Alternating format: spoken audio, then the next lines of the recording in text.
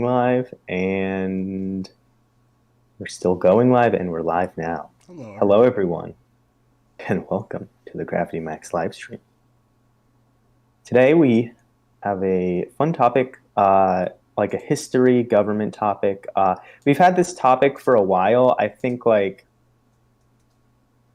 probably more than 6 months. However, once it came time to maybe do it, I was like, wait a minute, this might become irrelevant in 3 months. So I was like, okay, let's wait and see what happens. And that was a good thing that we did, because if we had done it, it would have become irrelevant.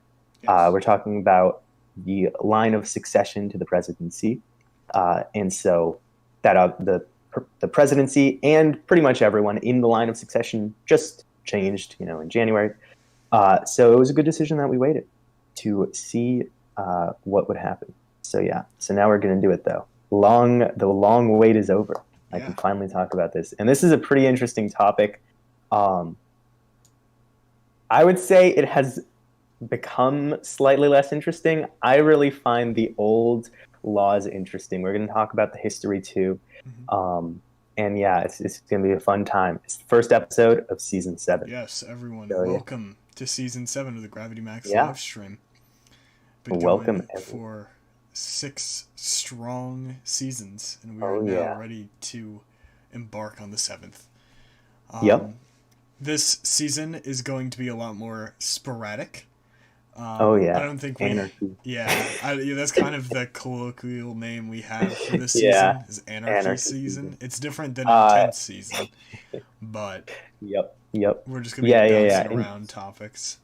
Yeah, never confuse intensity with anarchy. Anarchy is just, we're just basically saying our schedule. We had a schedule, but then Easter happened, a ton of different things happened. Mm-hmm. So, and we have I would say we probably have, by the end of this, we probably have 15 topics that we'd like to do this season. So that will extend this natural length of the season. So, yeah. So Anarchy season, long season, whatever you want to call it. Oh, yeah. So yeah, let's begin with the plugs. So, visit... Max. Yeah. It's not capturing the cursor. Wow. What a great way to start the season. It's a miracle. It's not capturing the cursor. You guys don't know where my cursor is. This is crazy. Utter anarchy. They do not know where it is. Anarchy. Anyway. Oh, yeah. But yeah, so visit the Gravity Max website at gravitymaxmedia.com. We've got fun stuff there. I'll have to update it because of a later plug that we'll get to. So yeah, also check us out on social media. That's where you'll get all the updates about whenever something happens. Mm-hmm. Whenever there are unforeseen circumstances, you can check out the social media for updates. So then follow Sebastian on social media, Instagram and YouTube, 128 seconds. Links in the description to the last thing. Links in the description for everything. So on his channel, he makes quick educational videos, 2 minutes long, very high quality. The counterpart to our very lengthy live streams. So, so make sure to check them out. And then we have my book, A Somewhat Odd Start, Book 3, now on Amazon. The link is in the description below if you would like to purchase the book. You guys get it a whole week early because I originally planned April 23rd. But the thing about Amazon self-publishing is that basically when you want to publish something, they say, okay, we want up to a week to review to make sure that this is all neat, all proper, right? And it usually doesn't take 1 week. They just give themselves a week because why not? It usually takes a day or two, but you can never be sure. And you can't schedule a publication date. So while I originally planned on April 23rd, I was like, okay, well, I need to have everything ready a week before. And they finished their review early. if you give yourself a week for something that really just takes you 2 days, when you finish it in 2 days, it's not early. But anyway, so it's there. You can get it. It's a sci-fi book. Sci-fi. It's the sequel to my last two books. It's the final book in the trilogy. I'm very happy with it. And yeah, I'm happy that I've written a whole trilogy. Pretty cool. Yeah, that's awesome. Yeah, thank you. So yeah, check that out if you are interested. If you've read the last couple books, this is the conclusion. So yeah. But yeah, that brings us to today's topic. Today we are talking about the backups. The guys next in line for the presidency. Yeah. It's always important to have backups. Say that you are having you have a school project and you have the file saved on your computer, and then your computer falls off a building, right? Then your school project is gone unless you had a backup. Mm-hmm. I always have that's backups. happened to me way too many times. Yeah, exactly. It's not good. It's not good when that happens. It's frustrating. So you want to have a backup. Simple as that. And that also applies to presidents. Yes, it does. So yeah, the presidency is a full-time job, which is an important distinction to make because the legislative body, the Congress, they're they're there sometimes, but then they go on recess and they're just I don't know, playing in the playground on the swings or something. I don't know what they do when they go on recess, but they're not always there. But the president is always there, and that wasn't always that important, but now it's more important than ever because since Truman, the presidents have all had control of the nuclear arsenal. So since then, it's been very important that someone is in that office 24/7.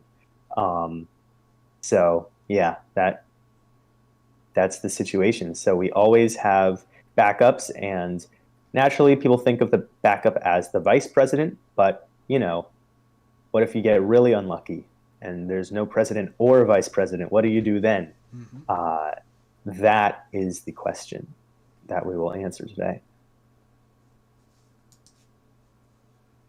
Yeah, do you have anything to say on that? It's interesting, and it's really important. We're going to, like you see right here, we're going to take you through the history of it, because it has gone through many permutations, and Max and I were talking about this both today and the other day, about how it can literally change, the future. Even just things as simple as scheduling conflicts can have such large and long-lasting effects that it could have changed history as we know it. And that will become more clear when we get into it. Yeah, I did a thought experiment on Saturday. I just, spent some time relaxing because I had exams this week. So I was just what if X historical event happened and it involves the line of succession? And then I made a whole alternate history timeline off of it.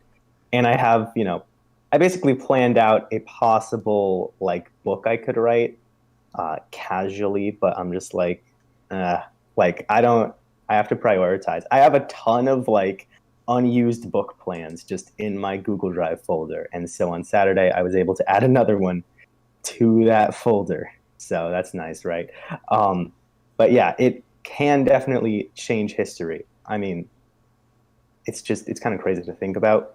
But yeah, so before we get into the history, let me start with the basic foundation of the line of succession. And that is the Constitution, Article 2, Section 1, Clause 6.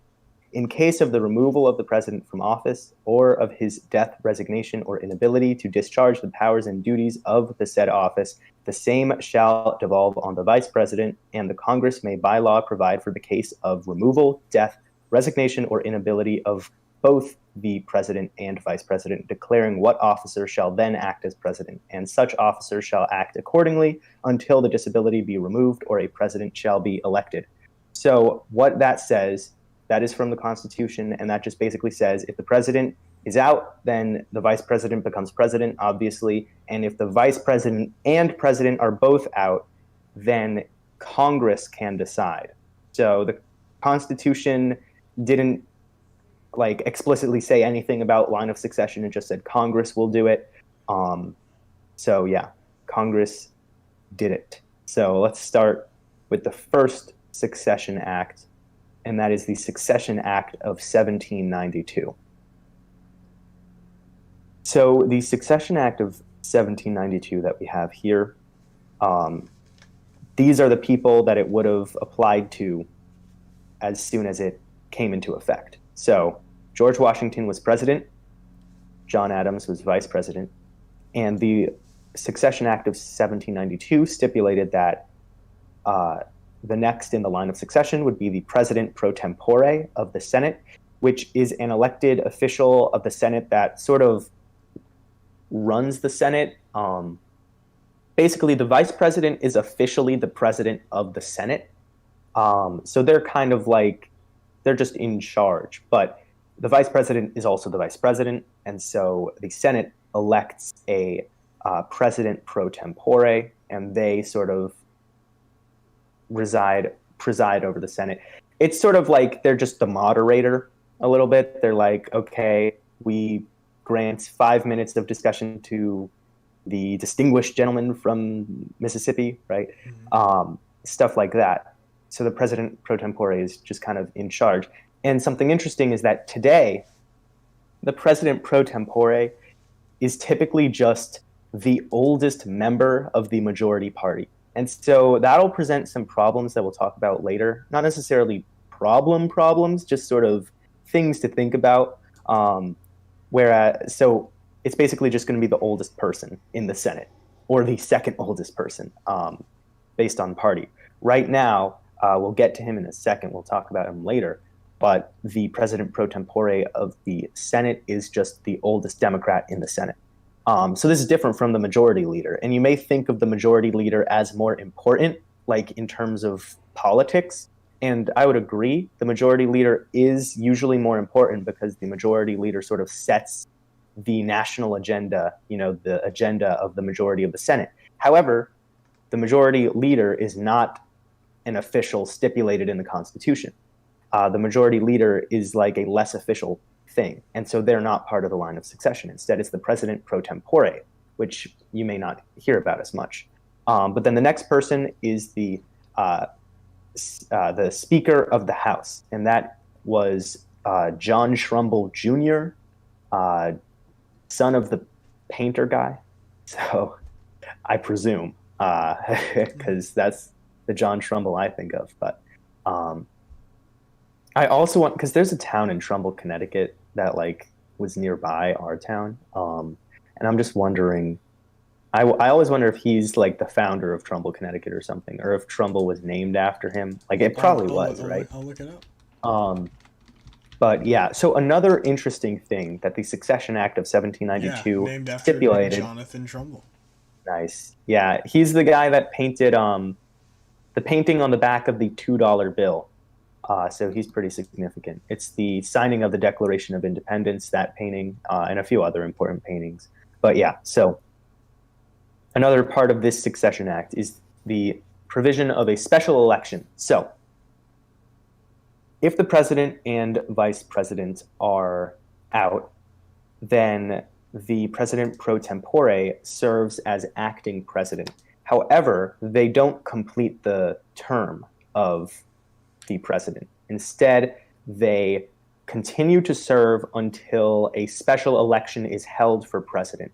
And so what that means is that I think the date they chose was October 16th. It was sometime in October. But basically, if it's, sometime before October, say that this were to happen right now, this law is no longer in effect, but say that this law were still in effect and it were to be necessary right now, right? Then what would happen is there would be a special election at the end of 2021. It would be November, whatever, 2021. You would have a special election for a new president. And in the meantime, the president pro tempore of the Senate would serve as acting president. And so that creates some weird, interesting things because we know very well like the schedule of elections. But if this law were to take effect, then you have a special election, and then the elections for president occur every 4 years after that, which is really interesting and really weird. So the special election doesn't decide like for the remainder of the term. They don't say like, okay, if you're specially elected on the second year of the presidency, you'll serve for 2 more years. It's you'll serve for 4 more years. And so that like changes when all future presidential elections would take place. Um, and that's interesting because if that were to happen on an odd year, that would basically completely change our conception of like political science because political like pollsters and people into politics look at sort of midterm elections and how that goes determines how the president will perform in re-election or something like that. But if this law were to take an effect on an odd year, then what would happen is presidential elections would occur on odd years, and essentially every congressional election would be a midterm election. Every congressional election would be on the first or third year of a president's term, which is really weird. And it's also interesting because that would probably decrease voter turnout for Congress in general, and that would have some interesting effects. Probably just make it more corrupt than it already is. but um, but yeah, like because it's verifiably that when there is a presidential election, the voter turnout for Congress at the same time also increases. Um, but if that were to not happen, that would be very strange. So yeah, so this is a fun. I feel like I don't know. I feel like the Succession Act of 1792 is my favorite in terms of succession law, just because it's like weird. Uh, that's why I like it. I like the special election provision. What do you And think about this? yeah, it's just it could have had just so many long lasting effects. Like it could have been I know. so different, Yep. if this had stuck around, if even if it had been used Hmm. just once, it would have changed like major butterfly effect stuff all the way down the road, and then maybe this live stream would have been in Spanish. Who would have known? Yeah. Who would have known? Who would have known? Yeah. Exactly. Yeah. If this had happened in like I don't know the early 1800s, then maybe we wouldn't have gotten Florida. Mm, So that would be an interesting result. a Um, brighter future. oh yeah, I Uh, like Florida though. After a solid Florida dig. It's so sunny here after a solid Florida day. Uh, yes. But yeah, so let's go to some examples. So this law obviously never took effect. Hmm. And that's something interesting here. The line of succession has never really taken effect in Beyond some the it vice kind president, of really. yeah, beyond the vice president. It's just been vice president becomes president. We've never had a situation where someone else had to be president. We had a situation where the original vice president was out, but then you got a new one, and then that vice president became president. We'll get to that in a bit. But that's, again, just vice president becoming president. We don't really have the line of succession has never gone beyond that. So, um, I mean, that's good because that would mean generally chaotic things occurring Hmm. in most instances, especially now, since there wasn't always a mechanism to replace the vice president. If the vice president died like a year into your term, you have no vice president for the rest of your term. We've changed that now, which means that for the line of succession to actually come into play, something catastrophic has to occur. Versus back before the 25th Amendment, it could just be, two old people dying of an 1800s disease, which is not too uncommon, right? But yeah. Anyways, let's get into the first example. So here we have Lincoln's assassination, um, and so not everyone knows this, but the Lincoln assassination was originally planned to be like a decapitation of the American government. John Wilkes Booth had two accomplices. one named like something Atzerholtz and like some other guy. And so one of them attacked Secretary of State William H. Seward with a knife. That was his big mistake because Seward survived. You don't assassinate someone with a knife. I mean, I don't want to give advice to assassins, but just generally, Seward survived because it was a knife attack. And the guy who was the third accomplice was sent to kill Vice President Andrew Johnson. However, he like just couldn't go through with it. Apparently, so Johnson was staying in like a hotel. So apparently the guy had a hotel room like in that hotel, and he got to the point where he knocked on Johnson's door, gun in hand. Or not, sorry, not knocked. He was about to knock, right? Mm-hmm. And then he just walked away and like had a drink. Shame. Like, oh Jesus Christ. Yeah. Well, I don't want to say Andrew Johnson. I think. I think we can. I think we can well, yeah. rank on him. Yeah. Andrew Johnson. Everyone hates Andrew Johnson. He's so bad. He was not a good president. I think he's always like last on everyone's lists. But still, just in general, not good for assassinations to occur. That should be an episode. Just why Johnson was just why trash. Andrew Johnson. Yeah, Andrew Johnson. Yeah, Andrew Johnson really sucked as president. I will say just one little thing. Mm-hmm. One little thing. All right. Is that Andrew Johnson was the only senator from a seceding state that sided with the Union rather than the Confederacy, which I kind of give him credit for, but also good. He was, I mean, a Democrat in the 1800s. Not good news. Yeah. So, yeah. But anyway, the plan, John Wilkes Booth's plan was to destabilize the American government. And so in that sense, I would say it's good that Johnson survived because it would have totally destabilized the American government. If Johnson had died, the person who would take charge would be the president pro tempore of the Senate, Lafayette S. Foster from Connecticut. And he probably would have done a fine job. But the problem is that if you look back to, I think it was like the 1840s or 1830s, when the first president died in office, William Henry Harrison, when he died in office and John Tyler, the vice president, took office, there was just for the rest of the term, there was just chaos and like constant bickering saying, oh, you can't do that. You're not really president, And so just imagine that on the even greater scale, right? Because at least he was vice president, John Tyler was vice president. And in the Constitution, it literally says like, okay, the vice president will be in charge. I mean, could you imagine the sort of chaos that would occur if, Lafayette S. Foster is in charge and opponents might be like, oh, we don't want you. Particularly, there was like a schism at that point in the Republican Party. You had the radical Republicans and the just moderate Republicans. And so they differed on how they wanted to deal with the South and the end of the Civil War and Reconstruction. And so Lafayette S. Foster was more of a moderate Republican than a radical Republican.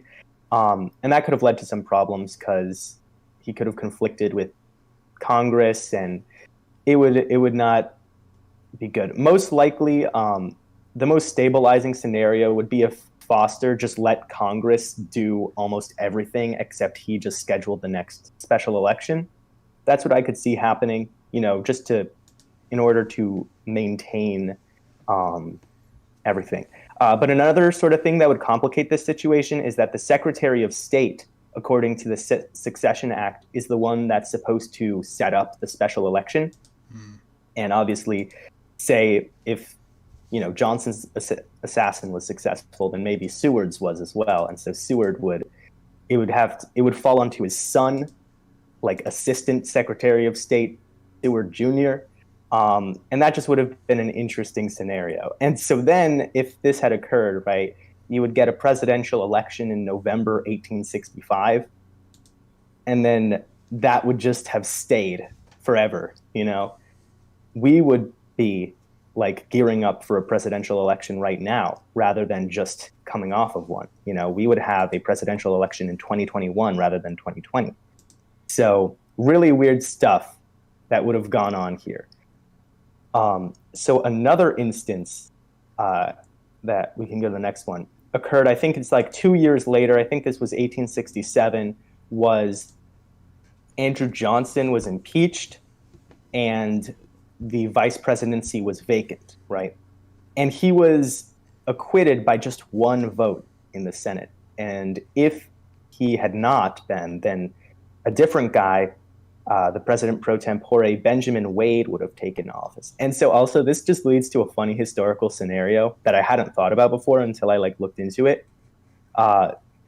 Benjamin Wade, as a senator, like voted on the impeachment, right? And he obviously voted yes. He was, you know, a Republican. But it's pretty funny because this guy literally had the opportunity to vote himself to be president because he was next in line and he was also part of the voting process for the impeachment. One of the senators at the time, a Democrat, Douglas Hendricks, said, "Oh, you shouldn't do that. You should abstain, Benjamin Wade. It's a conflict of interest." And Benjamin Wade is just like, "No, I shall not abstain." So he's just like, "I'm going to do what I want." But yeah, so the impeachment failed. But again, you'd have a similar scenario. I forget exactly when the impeachment trial like finalized. Let's see, impeachment of Andrew Johnson, because this would have also created a special election, maybe,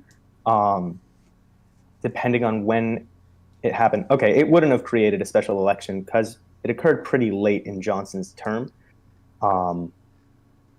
Let's see, the Senate vote, let's get to the Senate vote, occurred in 1868, it looks like. Yeah, so that's an election year already. So that wouldn't have messed with things if he had been impeached.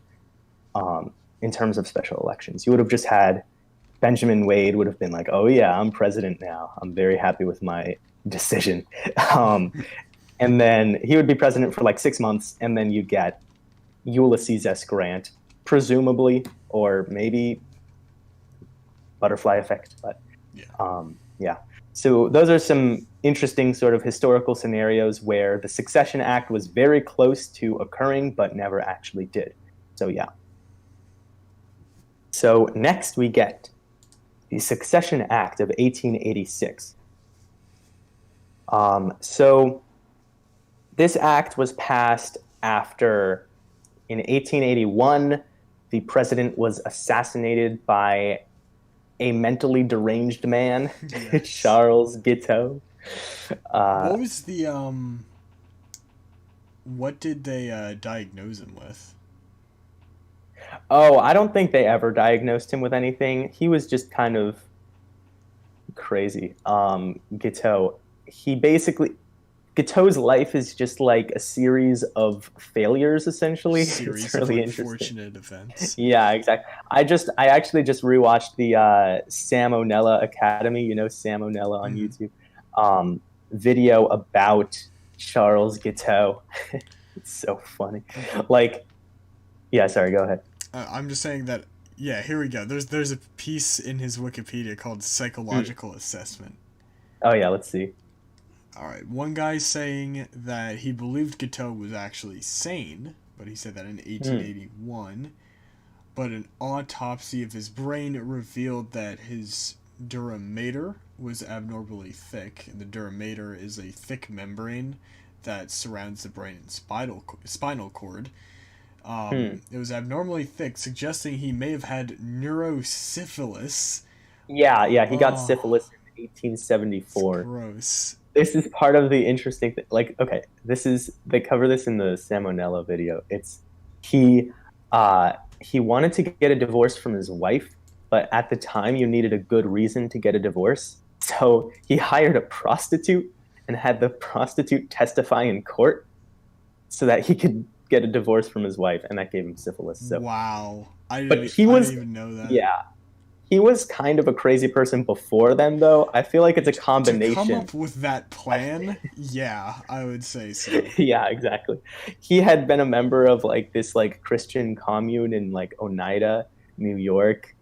He was just such a crazy person. It's kind of funny, but I mean, he shot the president. The reason he shot the president was because he thought the president owed him a cabinet, or not a cabinet, but a like position, an executive position. Hmm. And the president was basically like, no f off, and so he just flipped out. So he killed uh, James Garfield, right?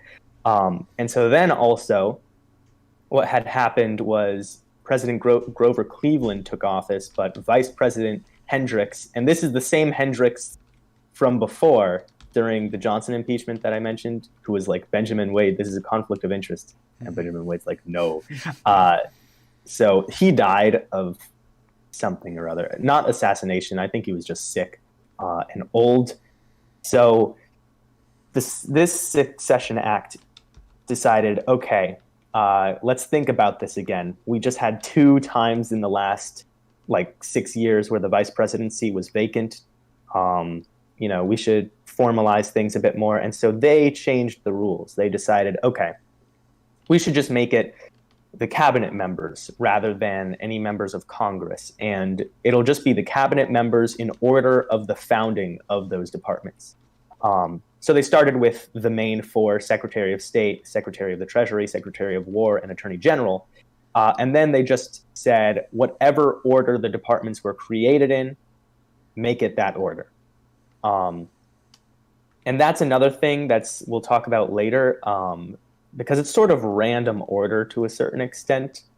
It's just order. It's kind of order of importance because you'd imagine that the longer established executive departments are more important, but then at the same time, it's like it's a little bit up to chance of just historical, like whatever.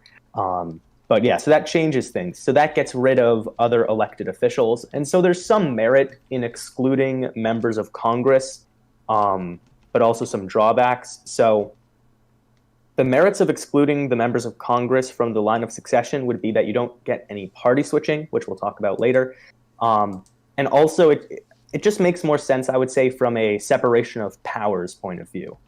Like you've got the legislative branch, the executive branch, and the judicial branch. It makes sense that the leader of the executive branch is going to be someone from the executive branch. But, it's changed since then. It's changed again. But yeah, the good thing about this Succession Act is that it expanded the line of succession from more than just four people, because, before then, if there was no president, no vice president, no president pro tempore, and no speaker of the House, then there's just no one. And like you may think, well, what are the odds that that's ever going to happen? But between 1792 and 1886, there were two instances where there was a president, no vice president, no speaker of the House, and no president pro tempore. And that's because, if they're on recess and they haven't elected, an official yet, then you're not going to get a president of the Congress, of the Senate, or speaker of the House. So this is good for expanding the line of succession a bit farther. So then you get the 20th Amendment, and this is a more minor thing. The 20th Amendment sort of formalizes saying that, between the Electoral College and the inauguration, should something happen to the president-elect, then the vice president-elect will become the president-elect and then president once the inauguration happens. That's a good thing to have in there. Like, it's never come up officially, but one day we'll probably be like, oh, thank God that was in there. Because you want to have every possible contingency planned. You don't want any gaps in the process. Because so there's like three steps. You've got the election, then you've got, say, the Electoral College, and then you have the inauguration. And if the presidential candidate dies after the election but before the Electoral College, then they're not actually the president-elect yet, technically. And so the Electoral College would likely just vote in the vice president instead. But of course, that's just up to the Electoral College, the individual people voting for it, right? But either way, a president-elect is still designated. The difficulty would be, I would say, in that it would actually be pretty interesting to see what would happen in a circumstance like that, where, say, late November, the presidential candidate, the presumed winner, dies, right? Because then it would be probably the vice president would be all the electors would probably vote for the vice president as president, the vice presidential candidate. But then you would have a very short, 2-week campaign. And I say campaign, it's more like talking to the electors specifically of various party higher ups saying I want to be the vice president. No, I want to be the vice president. And you'll have a sort of scramble there, and that would be kind of interesting to see play out. But yeah, it's good this sort of fills in those ambiguities and the gaps in the process. But yeah, so next we get the Succession Act of 1947. So, so this changes things. This is Truman's first term. FDR has died in office, and so the vice presidency is vacant. So Truman was like, oh, okay, we should probably do another Succession Act. Let's update it again, because anytime humans are kind of retroactive thinkers a little bit, anytime something happens, they sort of in response. The Succession Act of 1792 was the only proactive one. After that, 1886, they were like, we've had a lot of deaths recently. Let's try and do something about it. Same thing here in 1947, which is just kind of interesting. But yeah, so Truman said he wanted to make the line of succession more democratic again. So he said, yeah, let's put the Speaker of the House and the President pro tempore back in there, except in reverse order for some reason. I would presume, again, his reasoning for including them in the first place was to make it more democratic. And the House of Representatives is supposed to be the more responsive to the people. That's how it was designed in the Constitution. Although now they're both just elected by popular vote, it's still basically this is 17th Amendment stuff. Originally, you had the senators were elected by the states, but still I don't know Truman's reasoning, Truman's and Congress's, because ultimately it was Congress that passed the law, but they did it with Truman's blessing essentially. But then after the Speaker and the pro tempore, then it is the entire cabinet again in order of the foundation of each cabinet position. So yeah, there you go. That's the Succession Act of 1947, and that is still in place today. So the Succession Act of 1947 is currently what will happen if something were to go awry. Although we have one more update since then that slightly changes things. It doesn't actually change the line of succession, but it does sort of change the game. And so, yeah, that is the 25th Amendment. So what the 25th Amendment allows to happen is it allows a new vice president to be nominated by the president and then confirmed by the Senate, and then is allowed to take office as the, actual vice president, right? They become the real vice president. They're not acting vice president, nothing like that. They are the real vice president. And so, yeah, that fixed this gap that was there since, 1789, since the first president and vice president were sworn in, is that there's no way to fill in a vacancy in the vice presidency halfway through a term. And it would be a good idea to do so, especially now considering that vice presidents actually do stuff. Back, John Adams famously just ragged on the office of the vice presidency, saying, "Oh, it's so stupid. Why am I vice president? I don't like it." He was not a fan of being vice president. But now you actually do stuff, and so if we didn't have the 25th Amendment, and a vice president died early on in a term, that could severely sort of hinder an administration. So, yeah. It also is a gap in the line of succession and, makes the country more vulnerable, I would say. So the 25th Amendment allows you to add a vice president again. And effectively, like, it kind of nullifies the Succession Act of 1947, but not really. The Succession Act of 1947 is still in place, but what it means is that effectively it'll never be used unless there are like catastrophic circumstances afoot. And the reason for that is that if the vice president dies, or the president dies and the vice president becomes president, then that vacancy in the office of the vice presidency is going to be filled in a month or two. However, during that month or two, say the president also dies, that's when the Succession Act of 1947 would take place. So a very, very rare occurrence now, like something that probably will never happen, but it could happen. And the most likely scenario, I would say, for the line of succession to come into play again would be a catastrophic event that takes out multiple government officials at once. And that would be pretty bad. That would be a serious situation.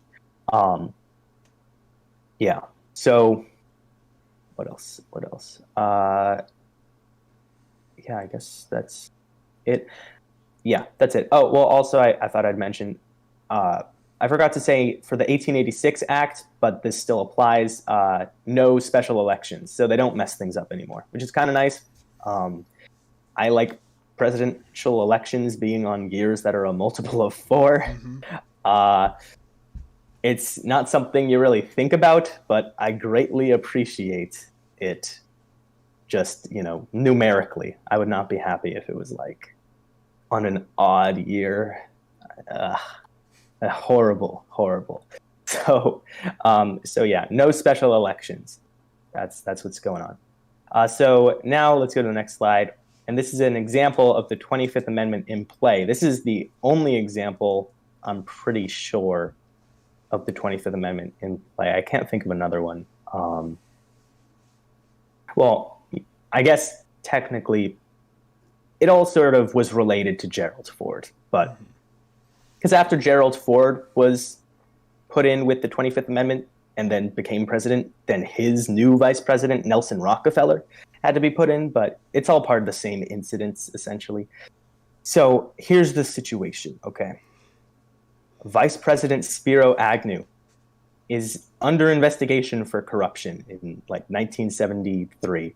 And so after a while, he resigns. He's like, oh, geez, yes, I am corrupt, but I can't let them know that. So I'm just going to resign and avoid prosecution and whatever.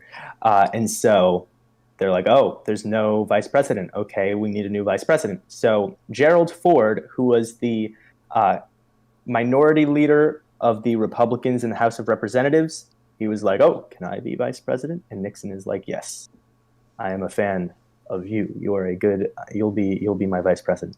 And so, yada, yada, he's confirmed by the Senate, and then he becomes Vice President Gerald Ford. But then in 1974, Nixon is also under investigation. Mm-hmm. What upstanding individuals these two on the left here, right? What a pair. He's also under investigation. He's like about to get impeached. And so he's like, okay, I'm not going to go through the indignity. I'm just going to quit. And so then Gerald Ford becomes president. Congressman to president in 2 years. Speed run. Pretty wild ride. Or even 1 year. I don't know the exact timeline. It was pretty short, but yeah. So that's the one use of the 25th Amendment. Kind of crazy, Gerald Ford was never elected president or vice president. He was just elected random congressman. Yeah, so that's just fascinating. So then I also have an example here. This is Watergate without the 25th Amendment. And this is just, without the 25th Amendment, after Agnew resigned, you wouldn't have been able to fill in the vacancy in the vice presidency. And so that would have meant that the Speaker of the House, Carl Albert, would have been the next in line. And so then as Watergate erupted, Nixon probably wouldn't resign in this scenario because, the reason Nixon resigned is because he's like, okay, well, it's Gerald Ford. I trust Gerald Ford. Well, Nixon doesn't trust anybody. Like, Yeah. he was paranoid. But he's like, okay, at least it's a Republican.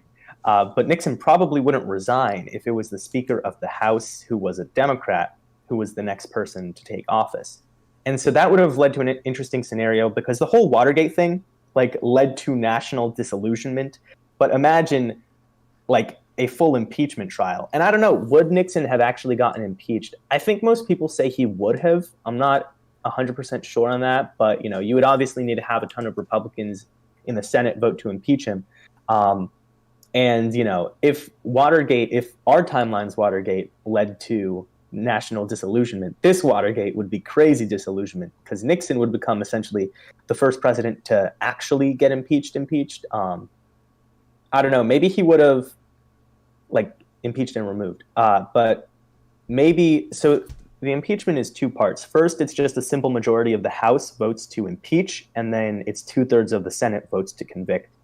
And Nixon, in the real world, resigned before the House even voted to impeach. In this world, he may have resigned after the House voted to impeach, but before the Senate voted to convict, because he might have still wanted to save his honor of being the first impeached and removed president. But I don't know. Again, would he yield power to Carl Albert willingly? This random guy who no one knows about. You didn't know about him yesterday, right? Yeah, interesting scenarios. But of course, we had the 25th Amendment, so this never happened. So yeah. Now, current line of succession. Now we're going to talk about the current line of succession, which is 17 people long right now. There are 17 people in the line of succession. So that's good. I think that's, in terms of backups, right? Yeah. 17 backup files, right? Yeah, so we'll go through it. Yeah, and we have fun facts on all of these people. Yeah. Yep. Yeah, so let's start. Number one, President Biden. I mean, he doesn't take much introduction. He's the president. He's got the job. He has the job, yeah. Everyone knows this. He vice president under Obama, senator for 40 years or something. So yeah, everyone knows Biden. Everyone knows what's up with Biden. And so yeah, you can do the fun facts. I'll let you do the fun facts. Thank you. Fun fact about Joseph Biden: he played wide receiver and running back in high school football, and he was apparently pretty good. Nice, interesting. So did he? Didn't know that. There you go. Did he ever get a sports scholarship? I wonder. Did Biden get a sports scholarship in high school? Imagine he just became a football player instead of that's crazy. Biden. It's always yeah, that'd be crazy. I'm just in the alternate history mood right now. Yeah. So he was a really good athlete, apparently. Interesting. This is giving me a high school college football movie made in the 80s script. It's the odds were against him. The coach had to recruit 12 of his 30 players. It's Dang. What made him go into politics, I wonder? I don't know his whole story. I don't know. I'm looking at this. Yeah. Oh, he was class president junior and senior year. Wow. That's interesting. That's what in the writing business, we call that exactly. Foreshadowing. Foreshadowing, yeah, exactly. He graduated in 1961. So then, University of Delaware. I could never do that. He earned a Bachelor of Arts degree with a double major in history and political science. Oh, that's interesting. Yeah. Oh, I recently have just been enthralled by the difference between a Bachelor of Arts and Bachelor of Science. And it is just completely perplexing to me. Okay, so get this, right? My father has a Bachelor of Arts in mathematics and my mother has a Bachelor of Science in investigative journalism and political science. And I'm like, shouldn't those be flipped? Like Bachelor of Arts, Bachelor. I'm like, I do not know. It's funny. Like a Bachelor of Arts in mathematics. Like, yes. Isn't it beautiful? But yeah, so back to Biden. Um, so yeah, and a So minor in English. yeah, he. Uh, I have a video on him. oh yeah. A profile of Joe Biden. I mainly talk about his like policy positions, Mhm. but I talked about his past a little bit. He's like one of the youngest senators. Like he was one of the youngest Yeah. senators ever confirmed. He was either Hmm. 28 or 29, which is ridiculous when you think about Yeah. it. The average age that a senator is confirmed has to be like 40 or 50, somewhere in that range. Yeah, I think it's like required that you're 29. Wow. Like here, wait, I think like it's constitutional. Here, wait, age requirement for Senate 30. Oh wait, no, this is by state for U.S. Senate. Uh, must be at least 30 years of age. Yeah, you have to be 30. So I guess he was like just 30. That's interesting. He Uh, broke the law. yeah, Or like his birthday was going to be um, after or something. yeah, probably. Yeah, let's see. In 1972, Biden defeated Republican incumbent J. Caleb Boggs to become junior U.S. Senator from Delaware. Um, yeah, interesting. Yeah. Uh, yeah, that's Biden. That's a little profile of Biden. Um, yeah, all But right. most importantly, he played football. Yeah, yeah, he played football. Uh, yeah. All right, next So in line to be next president. is Vice President Kamala Harris. So Kamala Harris, uh, she was an attorney general, like I forget, like state attorney. I don't know what it's called in California, but she was that basically the equivalent of attorney general, but for California. Um, Here, wait, it'll say on her Wikipedia. Attorney General of California. Okay, so they still call it that. And before that, District Attorney of San Francisco. Um, yeah, and then Senator from California as well. So she's California. She's a California person. Mm-hmm. So yeah, Yeah, fun I fact. think children of immigrants, I believe, Yep. right? First generation American. So yeah. Yeah, her mother is an Indian doctor. I think a pretty well respected one. Mhm. Um, and I don't know when her mom immigrated over here. But fun fact about Kamala Harris. Oh Kamala yeah. gets her first name from the Sanskrit word for lotus, which is pretty Ah, cool. That's cool. that's nice. Yeah. Sanskrit. Isn't that like one of the oldest languages Yeah, in the world? I mean, it's it's not used anymore, but anything cool and ancient, oldest Sanskrit. language in the world. Yeah, Tamil language. Um, isn't Tamil still like spoken? Sanskrit is like seen as the mother of all languages. Maybe. I am not sure. Yeah, it's one of them. But yeah, no, Sanskrit's super old. Very Hmm. old. Very good for archaeologists to know.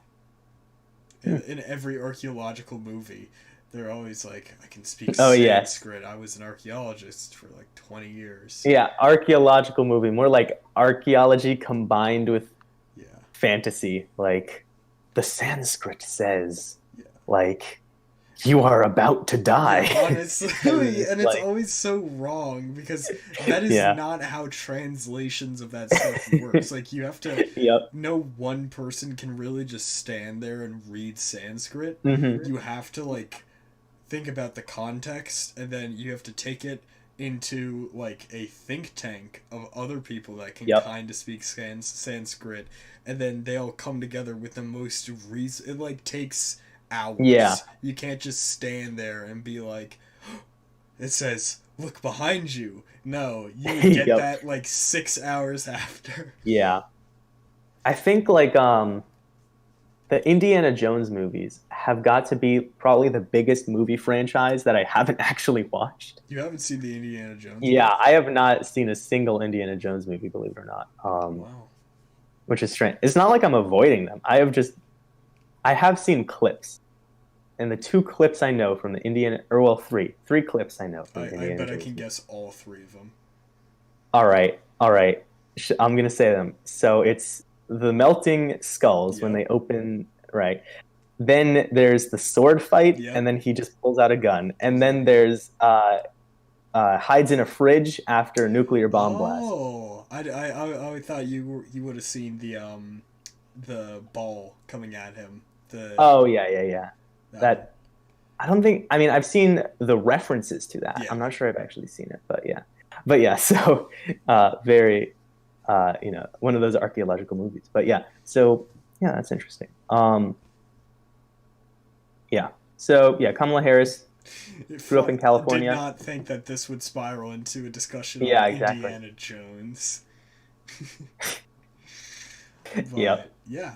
Grew up in So Berkeley, California. yeah. That's pretty close to where like my dad grew up, so that's interesting. Um, yeah. Awesome. All right. So next we've got Speaker of the House, Nancy Pelosi. She is the next in line. Let me pull up her Wikipedia page. So yeah, Nancy Pelosi is like 80 something. She's like Um, 81, okay. I think. Yeah, She she is 81. yeah. Yeah, so this is an interesting thing, and this is sort of, I guess, one of the critiques maybe of the current line of succession is that the first four people in the current line of succession are older than 78, which is the average life expectancy in America, which is like, hopefully they're. I mean, I imagine they're all in good health, but it's kind of disconcerting a little bit, I guess. Um, it really sort of speaks to the idea of gerontocracy, Mm-hmm. rule by the old, which is just sort of funny. Like we've got a de facto gerontocracy here. But yeah, so Nancy Pelosi is the Speaker of the House. Um, she's been Speaker of the House since 2019, when in the midterm elections the Democrats retook control of the House of Representatives. She was also the Speaker of the House back from like 2007 to 2011, when again the Democrats had control of the House. Between then, she was House Minority Leader. Since 2003, she was either Minority Leader or Speaker. So that basically means she's the top congressional Democrat, right? And so then before that, leader of the House Democratic Caucus, House Minority Whip, uh, and then just member of the U.S. House of Representatives. Um, Assumed office June 2nd, 1987. So she's been in Congress since June 2nd, 1987. Her district is San Francisco. Um, and before then, she was the chair of the California Democratic Party since 1981, from 1981 to 1983. So yeah, she has been around for a while, been in government for a while. Yeah. Although not as long as Joe Biden. Joe Biden was like the 70s. So yeah, but she's there. She does stuff. So yeah, Yeah. what's your fun fact? Fun fact about Nancy Pelosi: she is a mother of five. I believe she has four daughters and one son, and she is a grandmother of six. Wow, that's a lot. Yeah. Yeah, San Fran, um, Frisco, if you would. Frisco. Yeah, sure. I think like everyone from San Francisco hates it when you call it Frisco. Yeah, 100%. Okay, yeah, cool, cool. Um, yeah, San Francisco is an interesting place. Um, Another Sam O'Nella video that it reminds me of is the Emperor like Yeah, Norton. Emperor That Norton. dude. that guy. What a mad lad. Is that the That guy's. Norton antivirus guy? I don't think so. He was just like he was essentially just the town loon, right? Who But was he declared himself emperor of the U.S. and he lived in San Francisco. yeah. Oh no, it was the other guy I'm thinking of is All right. John McAfee. Yeah. He's crazy. Okay. I am not aware. But yeah, let's see. Yeah. Oh, Pelosi. Here's a little history. Pelosi was born in Baltimore to an Italian American family. Awesome. So yeah, so she's not originally from California. Uh, but yeah, this is just interesting. Oh, her brother was the mayor of Baltimore Hmm. in the late 60s. So yeah, politics family. Uh, yeah. And eventually she moved to San Francisco and got involved with the Democratic Party. And yeah, that's that. So yeah, so she is third in the line of succession. Shall we go to the next slide? We shall. All right. Look at that stance. That's a confident man right Yep. there. So this guy is the president pro tempore of the Senate, Patrick Leahy. And again, as I mentioned earlier, just by tradition, the president pro tempore is the oldest Democrat or oldest Republican, depending on who's in charge. Right now, it's the Democrats, so he is just the oldest Senate Democrat, and that means that he is also 81 years old. So yeah, again, really old people in the line of succession. Um, Kind of worrying, but like also not really because we have pretty good medicine, I would say. Um, yeah. So, yeah. So he was president pro tempore before, from like 2012 to 2015. Again, basically when the Democrats were in control. Before him, it was Chuck Grassley, who's a Republican. Um, then between that, he was the president pro tempore emeritus of the United States Senate, which I imagine just means I don't know what that means actually. I guess just the other candidate. Like I don't know actually what the Yeah. process is. I don't think it means anything though. Not in the line of succession doesn't matter. Um, so since 1975, he has been a United States senator from Vermont. So yes, he is the lesser known United States senator from Vermont, um, which is interesting, even though he's the pro tempore.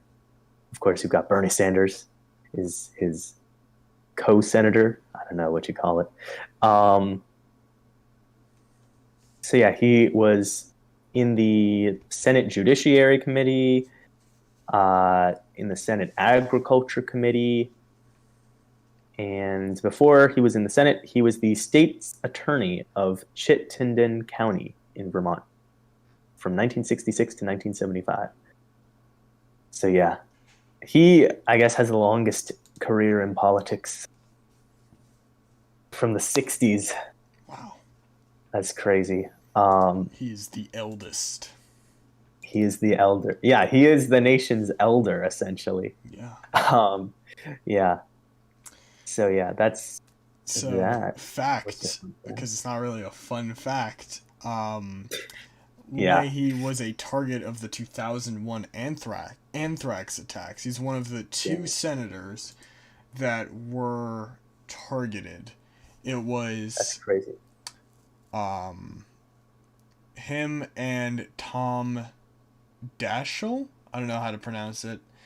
Hmm. But they were the two senators that were targeted. Why? Why was did they find out the motive? I don't know about the anthrax attack. I know they happened. I know that's why like Uh-huh. mail kind of functions the way it does. Okay. Um, do they know who did it? Like they've had They must, right? suspicions. Who They wait, did they never actually arrest anyone for that? anthrax attacks? Okay, they declared one guy a sole culprit based on DNA evidence.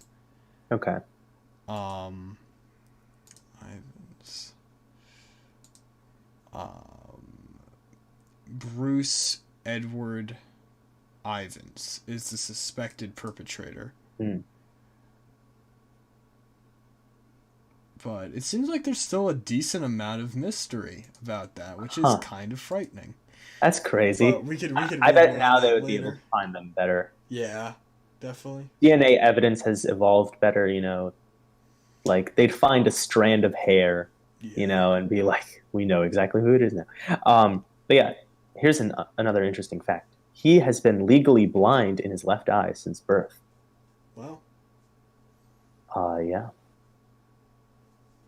So yeah, pretty typical again. yeah. Italian and Irish ancestry, eventually got into politics. That's just every politician. Honestly, uh, yeah, except from Vermont. Yeah, there you go. So that's Patrick Leahy. Next, we've got Secretary of State Blinken. Andrew Blinken. So, Fun fact. or Antony, sorry, not Andrew, Antony. That's his name. Fun fact. He's not Blinken. Yeah, he's not Blinken. Staring He's, straight at us. yeah. Um, anyway, so before he was Secretary of State, he was the Deputy Secretary of State under Barack Obama. And before then, he was the U.S. Deputy National Security Advisor, also under Barack Obama. And before that, he was the National Security Advisor to the Vice President of the United States under Joe Biden. And then that's it, I guess. I don't know what he did before then, but that's the start. So he's, Obama, Biden administration, that's where he was. So it makes sense that he's working with Biden again, you know, because Biden's like, okay, you were helpful from 2009 to 2013. So you want to be Secretary of State? That's what I imagine the conversation going like. Um, but yeah, let's see. So he's from Yonkers, New York. I just love that name, town name, Yonkers. Uh, Jewish parents, from Hungary, it looks like. And yeah, so New York. Um, went to Harvard. So I think Harvard, like everyone in government is like either is some sort of Ivy League. I think that's everyone in the Supreme Court is an Ivy League graduate except Amy Coney Barrett, who's went to Notre Dame. Um, so yeah, then yeah, Columbia Law School. That's also in New York. Um, yeah, he he worked fundraising for Michael Dukakis, 1988 Democratic nominee. Da, da, da. Yeah, it just looks like typical again, Typical dude. uh, typical guy. All These right. people are pretty average, Yeah. just average politician. Um, Next but up. yeah, that's Anthony Blinken. Uh, you've got Secretary of the Treasury, Janet Yellen. Fun fact. She's not. She's not yelling. She's not yelling. Yay. um, so before she was Secretary of the Treasury, Janet Yellen was the chair of the Federal Reserve, which they're like the ones that set the interest rates and stuff. I think they also print money. Like they don't actually, but they order the printing of money.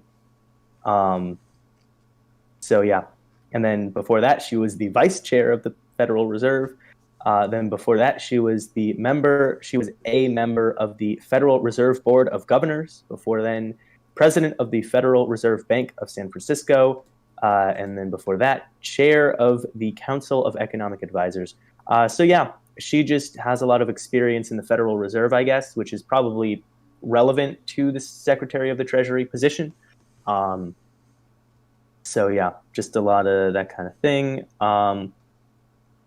Yeah, so Polish Jewish family, New York City. So we've got another from New York. Um, valedictorian of her high school. That's always good to see. Yeah.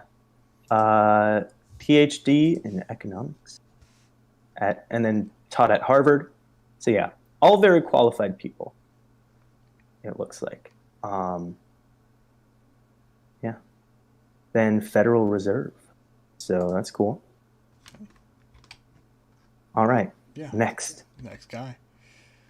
Secretary of Defense, General Lloyd Austin. So let's get the Wikipedia.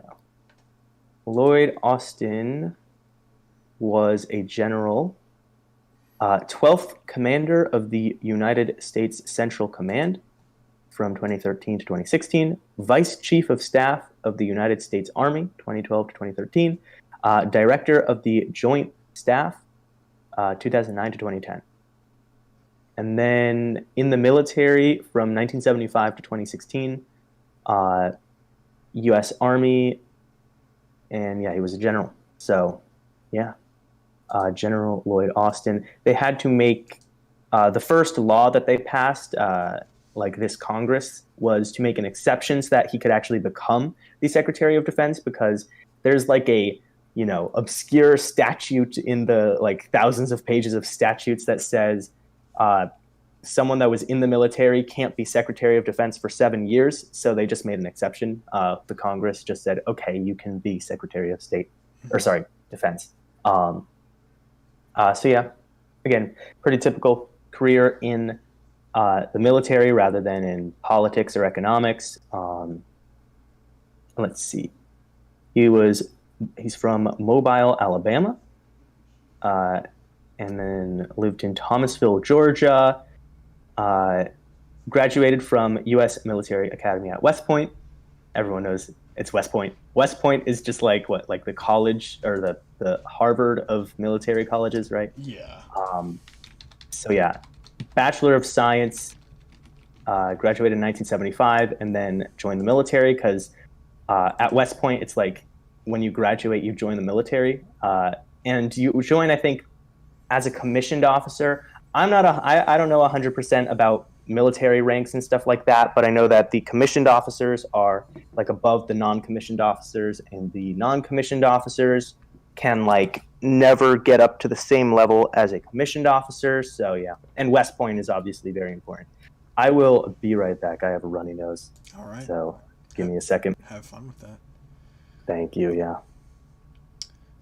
Fun fact about Secretary of Defense Austin, he's actually the first African American Secretary of Defense.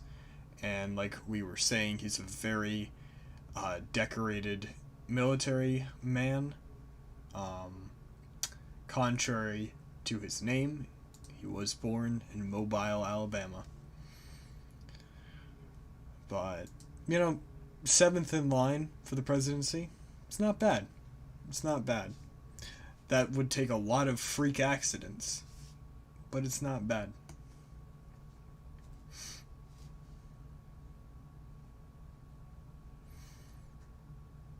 All right. Hello. I brought the tissues back with me, so I won't have to get up again. Yeah, I was taking the ACT the other day, Yeah. and for no reason, my nose just exploded halfway through the first section. I know, it's so It annoying. was god awful. Yep. Unfortunate. Yeah. But yeah, so that's Lloyd Austin, General and Secretary of Defense. Yeah. All right. All right. Are we all good on this slide? Yes, we are. Merrick Okay. Cool. Garland time. Yeah, Merrick Garland, Attorney General of the United States, 8th in line. So we're getting pretty far down the list here, but yeah. So Merrick Garland, you may remember that name because he was Obama's last Supreme Court nominee, although he was not confirmed by the Senate. The Senate was like, I mean, it's a controversy now, but because everything becomes a controversy, but they just wouldn't confirm him because the election was coming up. And so this is the Republicans. Mitch McConnell was like, the election's coming up. We're going to wait. Obviously, so that if a Republican wins, then we can get a Republican nominee. Um, but then in 2020, when there was another vacancy, and Trump nominated Amy Coney Barrett, then he's like, we are going to confirm her, and so now everyone, whatever. That is not important right now. Um, no politicking, okay. So yeah, so Merrick Garland is now the Attorney General. Consolation prize, right? Yeah. Sorry, buddy. Sorry that you couldn't be on the Supreme Court. You can be the Attorney General now. Um, so yeah, but before that, he was the Chief Judge of the United States Court of Appeals for the District of Columbia Circuit. So, Circuit Court Judge, from 1997 to 2020, essentially. So that's a while. Appointed by Bill Clinton. So yeah. Well, so he was only the chief judge since 2013, but before then he was still a judge. He got promoted he became from judge to chief judge of the same circuit. And then in 2015, 2016, he was nominated for the Supreme Court, did not get it, and is now the Attorney General. So, let's see. Okay, so born in Chicago. Oh yeah, sorry, I took your fun fact. No, it's not a fun fact. It's not a fun fact. It's just a fact. Nothing is fun in Chicago. Nothing's fun in Chicago. If you at home are in Chicago, get out. No. Don't insult. But they've got the bean. Congrats, you have a bean. That's like one of the only significant landmarks I can think of in Chicago. Yeah, it's called the Windy City. You know what city also has wind? All of them. Actually, every city. Actually, so they actually, it was originally supposed to be the Windy City. Oh. Because the way that it was built, like some weird thing had to happen with construction where they would literally take a building off of its foundation and then just move it around and then put it back, because there were multiple layers to the city, and so they called it the Windy City, but that was only in text, so people were like, oh, Windy City, and now everyone calls it the Windy City, even though it's not particularly windy there. It's still dumb. Still dumb. Yeah, that just makes it dumber, I would say. Yeah. But yeah, anyway, yeah, Chicago. Pretty accomplished guy, I would say, even though he got snubbed the Supreme Court. Even though he got snubbed, I would say he's still doing pretty well for himself. Yeah, he's doing pretty well. Yeah, it looks like he's also Jewish. And his grandparents are from the Russian Empire. So that's interesting. I think I have some relatives that were from the Russian Empire, so that's interesting. A long time ago, because Russian Empire is pre-1917. And let's see, valedictorian. Yeah, I feel like everyone here is either valedictorian or class president at some point, right? Mm-hmm. Can you guess what college he went to? Did he go to University of Chicago? No, he went to Harvard. Oh, he went to Harvard. Okay. I think that so many of them have gone to Harvard. Yeah. All these people. So yeah, then became a lawyer, Harvard Law School. Pretty typical here. So yeah, okay, there you go, Merrick Garland. Yeah, I guess everyone here, once you get to this level, upper echelon of government, it's everyone is the cream of the crop here. Yeah. It's Harvard, PhDs, and all that kind of stuff. So yeah. That's Merrick Garland. So then we have Secretary of the Interior. What's her first name? Deb Haaland. I'm not sure how Haaland. I'm not sure how. Here, wait. Maybe Wikipedia will tell me how it's pronounced. It's doing the diacritics, but I do not know what they mean. Okay, wait. Holland. Holland? I don't know. I'm gonna go with Holland, Yeah. like the country. I'm just gonna say that Holland. Well, not really. I don't know. It's like Netherlands, whatever. Doesn't matter. Um, so Secretary of the Interior. She was a member of the U.S. House of Representatives for Mexico's first district since 2019. So just one term. Um, Before that, she was the chair of the New Mexico Democratic Party from 2015 until 2017. So Holland was born in Winslow, Arizona. So that's where she lived. Um, Fun fact: yeah. besides Leahy, she's Mm. the only person to have a picture taken outside, Wow. aka the exterior. How Instead of the interesting! The yeah Secretary of the Interior takes a photo in the in the exterior. X. Yeah. Government corruption has gone too far. Wow. So Holland says that she is a 35th generation resident of New Mexico. Wow. Um, because that's crazy. Because she's a Native American, um, so like her ancestors have been here. I mean, since New Mexico is a nice state.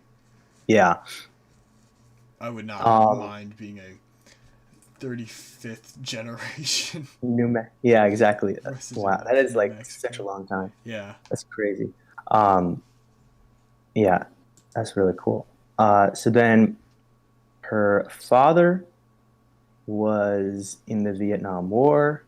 Uh, yeah, let's see. So after graduating high school, she went to the University of New Mexico, got a Bachelor of Arts in English, and then what else? Uh, she went to the University of New Mexico School of Law, but she is not a member of the New Mexico State Bar. Um, then she was a chairwoman in the Laguna Development Corporation Board of Directors. So yeah, yeah, yeah. Again, There you go. pretty typical here. Uh, Secretary of Agriculture. yes, Secretary of Agriculture, uh, Thomas or Tom Vilsack. Yeah, Thomas. There you go. All right. So he Agriculture is was, important, man. yeah. We Oh, he was already Secretary of Agriculture under Obama. nice. So he knows it. He's not new. He's Agriculture been master. yeah, he certified agriculture master. Before then, he was the governor of Iowa from 1999 until 2007. And then before that, he was a member of the Iowa Senate from 1993 to 1999. Um, So Zach so, and I were talking about it. mhm. Say, because there is a program at some school that he was talking about where there's like an agriculture program Mm. where you literally just get put in charge of a crop and you just have to do like they teach you like how to do it and that's your homework. It's like grow 5 watermelons correctly, stuff like that. That's interesting. What would be your crop or animal, because it is Ooh, of what animals, what would be your crop or animal of choice, although something tells me you might not want to be in charge of slaughtering the animals. yeah. Even if well, it's interesting because on the one hand, I would say it's kind of hypocritical to eat meat you haven't slaughtered. I feel like you gotta Mm-hmm. if you're not willing to do it yourself, it's kind of like uh, it's like I would say I have more respect for someone that actually does it themselves and like still eats meat because I'd be like, all right, you know what, you fully accept that, right? Mm. So yeah, I don't know. I'd probably go with a plant, I guess. What crop? Hmm. I, I don't really know. I mean, I would just maybe like wheat or something. Wheat. I like it. I am really addicted to carbs. Nice. Yeah, I would make myself some bread. Yeah. Could you imagine making yourself bread from wheat that you've grown? It would Like that taste would be like a very trash. rewarding. Yeah, but it would be Yeah. rewarding, but it would taste like there was that guy that made a The chicken. rewardingness would supplement the taste. Yeah, Oh, the chicken the sandwich chicken guy, right? sandwich guy. Yeah, who got his own salt, got made his own Yep. bread, killed and like raised and killed his own chicken, Yes. grew in like avocado and like a tomato, Yep. and he eats this chicken Yep. sandwich and he's like, it sucked. He said it cost $1,500 Yeah. to make it. It's a pretty cool video project. You could actually watch it. It's on YouTube. Um, It's but just yeah, like so, after all those months, he's like, tastes like ass. And video ends. yep. All right. So here's some more interesting things about Tom Vilsack. He was an orphan, born in Wow. Pittsburgh, Pennsylvania. So that's interesting. Like that's really interesting, actually. Came Like out of I'm not left sure. field. Yeah, that came out like I'm not sure how many like orphans have been like in the executive seat, right? Um, so yeah, he went to like Albany Law School, Hamilton College, and then Albany Law School. So yeah, so yeah, that's an interesting story. I bet like literally all of these people have biographies. I'm not sure. Hmm. Like I would guess most of these people have biographies. So if any of these like interest you, maybe you could find that and read that Yeah. to the viewers. Um, these are just our little synopses. So yeah. Oh, and then sorry, I spoiled your fun fact. No, it's all right. He is the 40th, or he was the 40th Yeah, governor of Iowa. Iowa. All right. Yeah, he better be familiar with agriculture, Iowa, right?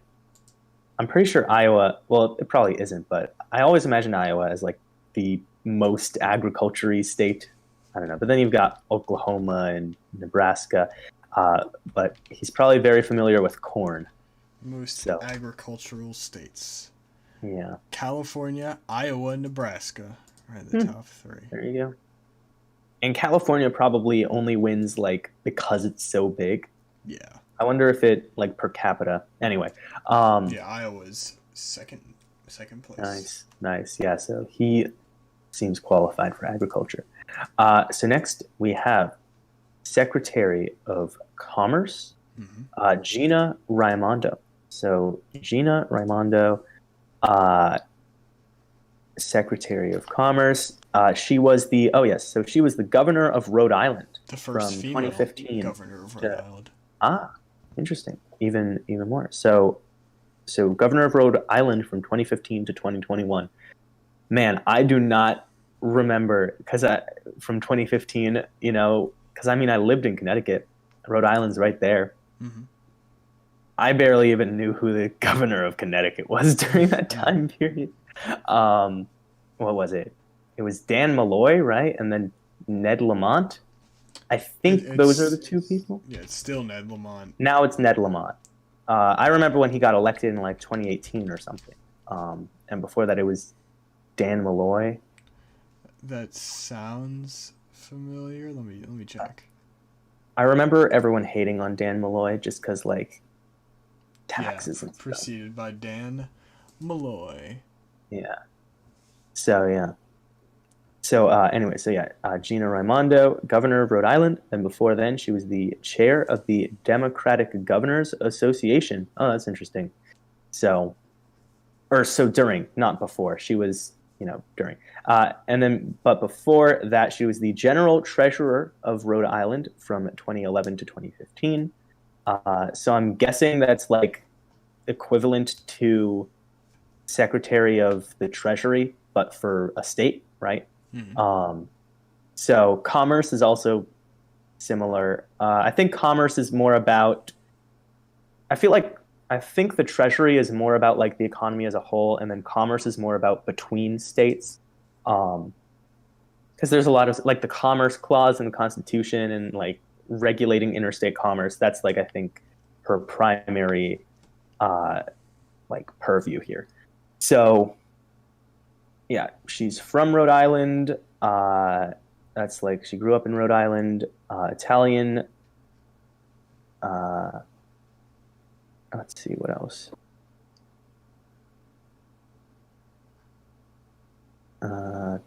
Oh, what college do you think she went to? Did she go to Harvard? Yes, Wow. Harvard. Um, then she went to a new college in Oxford Hmm. for master's degree, and she's a doctor of philosophy. Interesting. Cool. Um, I feel like that would help in politics. yeah, definitely. Yeah, in sociology, of philosophy and sociology. Very nice. I always like the non-doctor doctors. I imagine there's conflict between the MDs and the PhDs. What do you think? Like, imagine, is there a doctor on board? Yes, I am a doctor of philosophy and sociology. This man is dying. Yes, that is an interesting cultural effect, like how we surround how our culture deals with death. Well, if we all close our eyes, is he still dying? Yes! Yep. Yes, he is! But how can we know?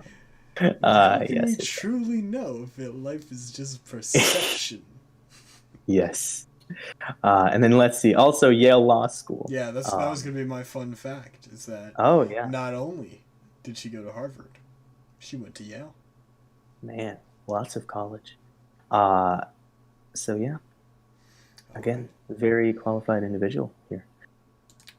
Next up, Secretary of Uh, Labor. yeah, next up, Secretary of Labor Marty Walsh. So Marty Walsh. Let's see. All right. Marty Walsh was the mayor of Boston. So 2014 to 2021. Before that, he was a member of the Massachusetts House of Representatives from the 13th Suffolk District from 1997 until 2014.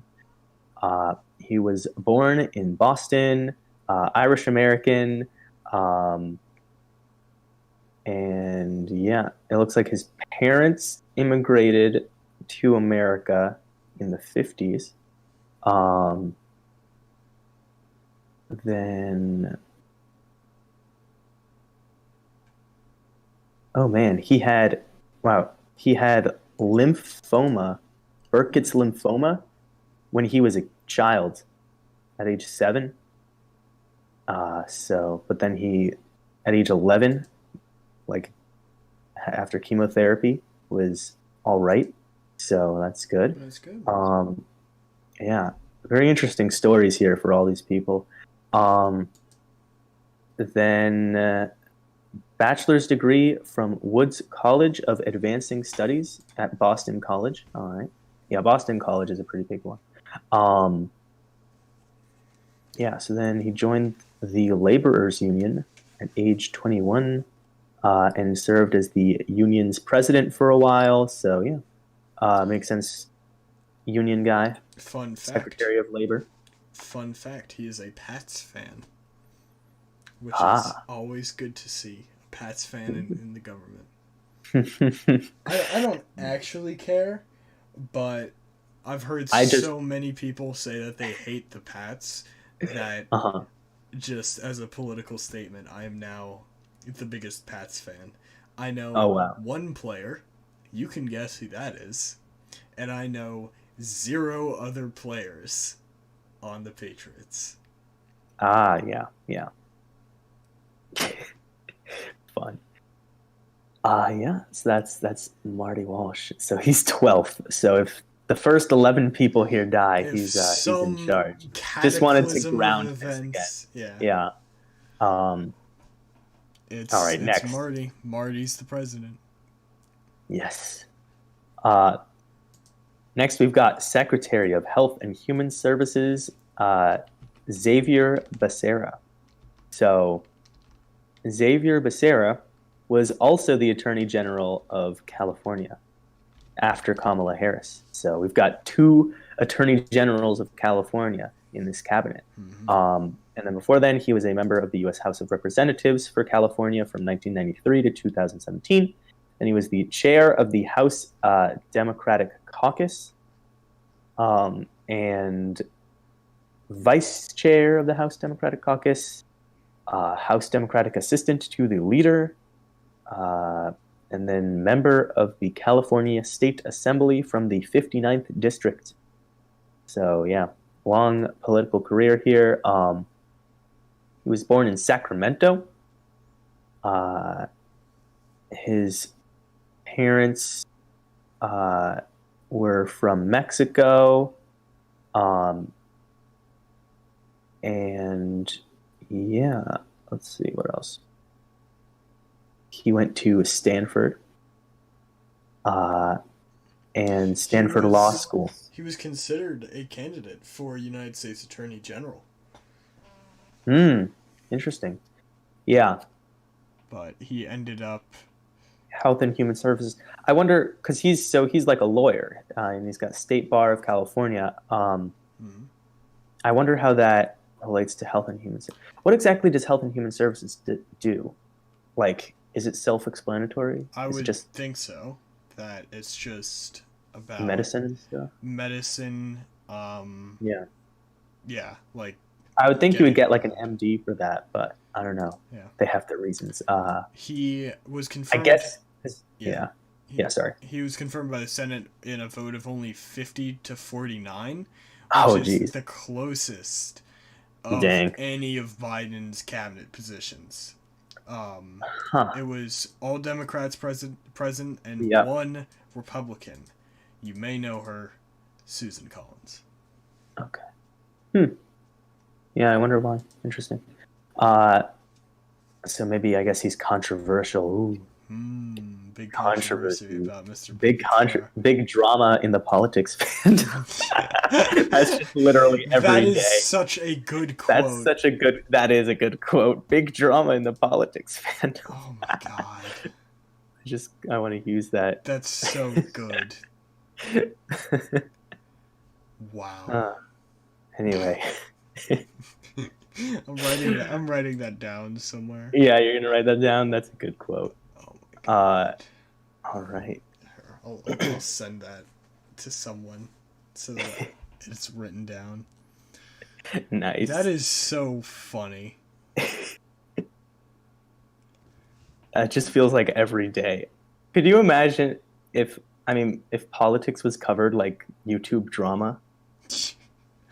Honestly, like politicians had to make apology videos and stuff. Oh yeah. You guys, I can't believe I had to make this video. I'm so sorry. Well, they kind of deflect. They never actually come out and actually say sorry. The YouTubers, they usually say something like, "Oh, I am so sad that this happened." Like, I can't. They have to take that ridiculously long breath in the start. They're like, oh, they also do no editing. Yeah, like they don't even crop the beginning and the end, so it like starts like this, and they're like, guys. So guys, you may have heard about my actions in Afghanistan. Oh jeez. Yeah, exactly. Oh yeah. my god. Anyway, Kamala says, "Tell him in regards to you, I love him." Yay. Nice. So she also found it funny. Great. Yes. All right. So next we have the Secretary of Health and Human HUD. Secretary of Housing and Urban Development, Marcia Fudge. So she was the chair of the Congressional Black Caucus from 2013 to 2015. She was a member of the House of Representatives from Ohio's 11th District. I don't know. I just said my own state. 2008 to 2021. So she is a congresswoman, or was, and then mayor of Warrensville Heights from 2000 to 2008. Where is that? I'm guessing Ohio. Yeah, so that's Ohio. Is that Cleveland? I can't tell. It just shows me the county. That looks like it's in Cleveland. I'm not sure.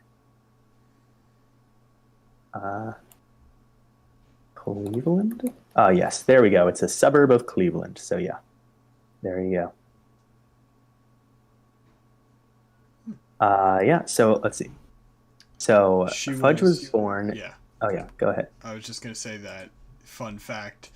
She was virtually sworn in by Vice President Kamala Oh, Harris.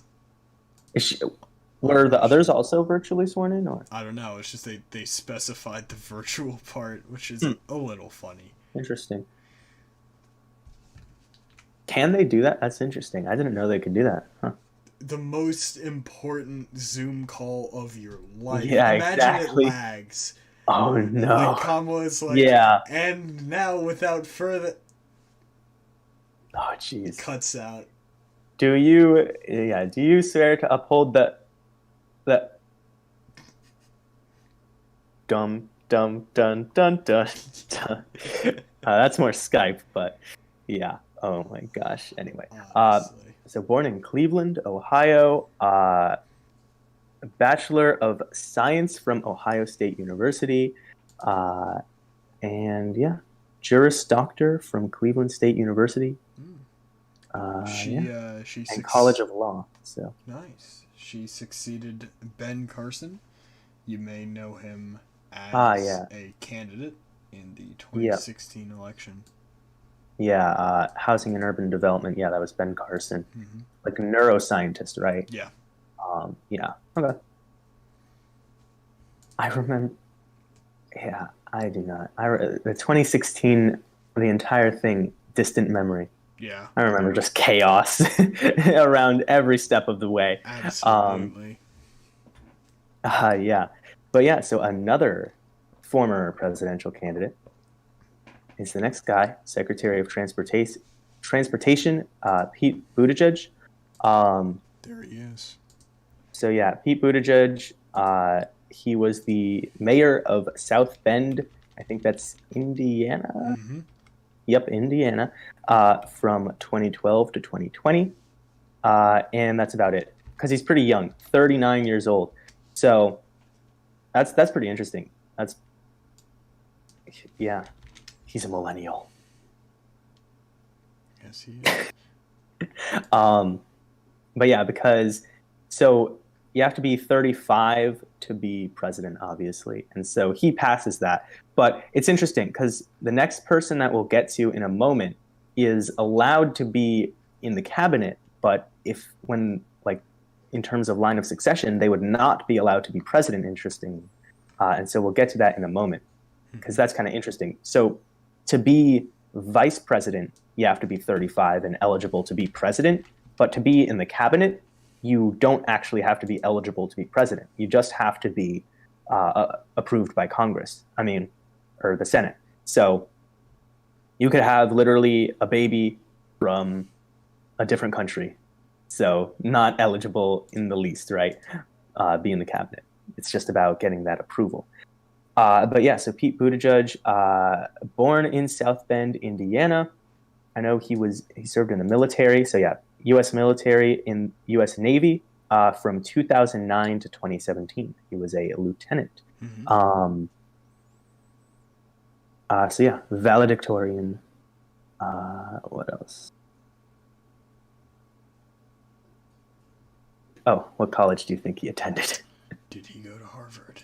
Yes, Wow. Harvard. Lots of Harvard grads here. Harvard Institute of Politics. Um, yeah. Fun fact: Buttigieg was confirmed by the Senate for Transportation Secretary by a vote of 86 to 13. That is Nice. that is big. Is that the highest? Is that the highest one That's the highest that I've seen. Although I haven't seen the of Biden? votes for. I haven't seen the votes for everyone we've talked about, but I can probably check that. Okay. Yeah, it's interesting. The confirmation vote. Yeah. Yeah, so that's Pete, All right. Mayor Pete. Um, I imagine he'll try to run for president again in the future. You know, Yeah. um, that usually happens. Basically, you only don't run again if you win the party nomination and not the general election. Like that's how it works. Um, because Biden ran a few campaigns in the primaries, but never got the nomination until his third try. Third time's the charm, right? Um, yeah. So He is the highest of anyone on our list, but nice. there. Actually, wait, hold on. I might have lied. Oh, someone else. Someone else I lied. outdid. On our Ah. list, we'll get to him eventually. The Secretary of Veterans Affairs, Dennis Uh-huh. McDonough, Hmm. um, beat Pete by Mm. one favorable vote. One vote for him. Yeah, that makes sense. I feel like because that's probably because the politicians don't want to look bad by voting against the VA leader. That's fair. Yeah. Um, yeah. So yeah, that's Pete Buttigieg. So next, not in the line of succession, but kind of relevant, is the Secretary of Energy, Jennifer Granholm. Who And had a so, 64-35 vote. yeah, she is grayed out and she is ineligible because she was born in Canada. Yeah, this was a big She's a mistake Canadian. on her part. Being Yeah, born. big mistake being born in Canada. Rookie mistake, rookie move. It's a mistake you see a lot of people making nowadays. Yeah, Oh, like it's Ted Cruz, right? dude. It must be like I know that there is Mhm. I forget what the principle is, but like how when something is strange or when you start thinking about something, you start noticing it more. I forget what that Mm. principle is called, but Oh, yeah. uh, Confirmation bias, maybe? I think that's it. Yeah. Um, I was on a University of Toronto info session. Hmm. Right, very very good university. I'm looking at it, and I'm Oh, most nice. likely going to apply to it, and I'd love to go there. So if You you're can go to watching, Canada. but Expat. the guy that was giving the was leading the session was obviously a Toronto native and a Hmm. Canadian, and he said about, but in the Canadian accent. He said sorry in the Canadian accent and around in the Canadian accent so many times in it. And it might just be because we were noticing it more because he was like about and all Yeah. that stuff. But I don't know, it's funny. But no, Yeah. Canada's a good place. Yeah. Yeah. So Granholm. So this is the thing. You can be born in another country and be born an American citizen, if your parents are also American citizens. So that's why like Ted Cruz was able to run for president back in 2016. Although I remember there being a controversy about that too. Mm-hmm. Uh, but but I'm assuming her parents were probably Canadian. So yeah, but before being Secretary of Energy from 2003 to 2011, she was the governor of Michigan. So governors, I guess, don't have naturalization requirements essentially. Then before that, she was the 51st Attorney General of Michigan, 1999 to 2003. She was born in Vancouver, British Columbia. Uh, yeah, her parents were, I guess, bankers.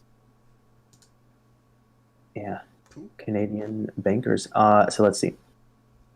They immigrated to California when she was 4 years old. Oh, so she really, for the most part, grew up in America. But you gotta be the naturalized citizen. We Oof. have some chat. Oh yeah, let's see what chat says. Chat says, Missing Music says, Max, man, I love you.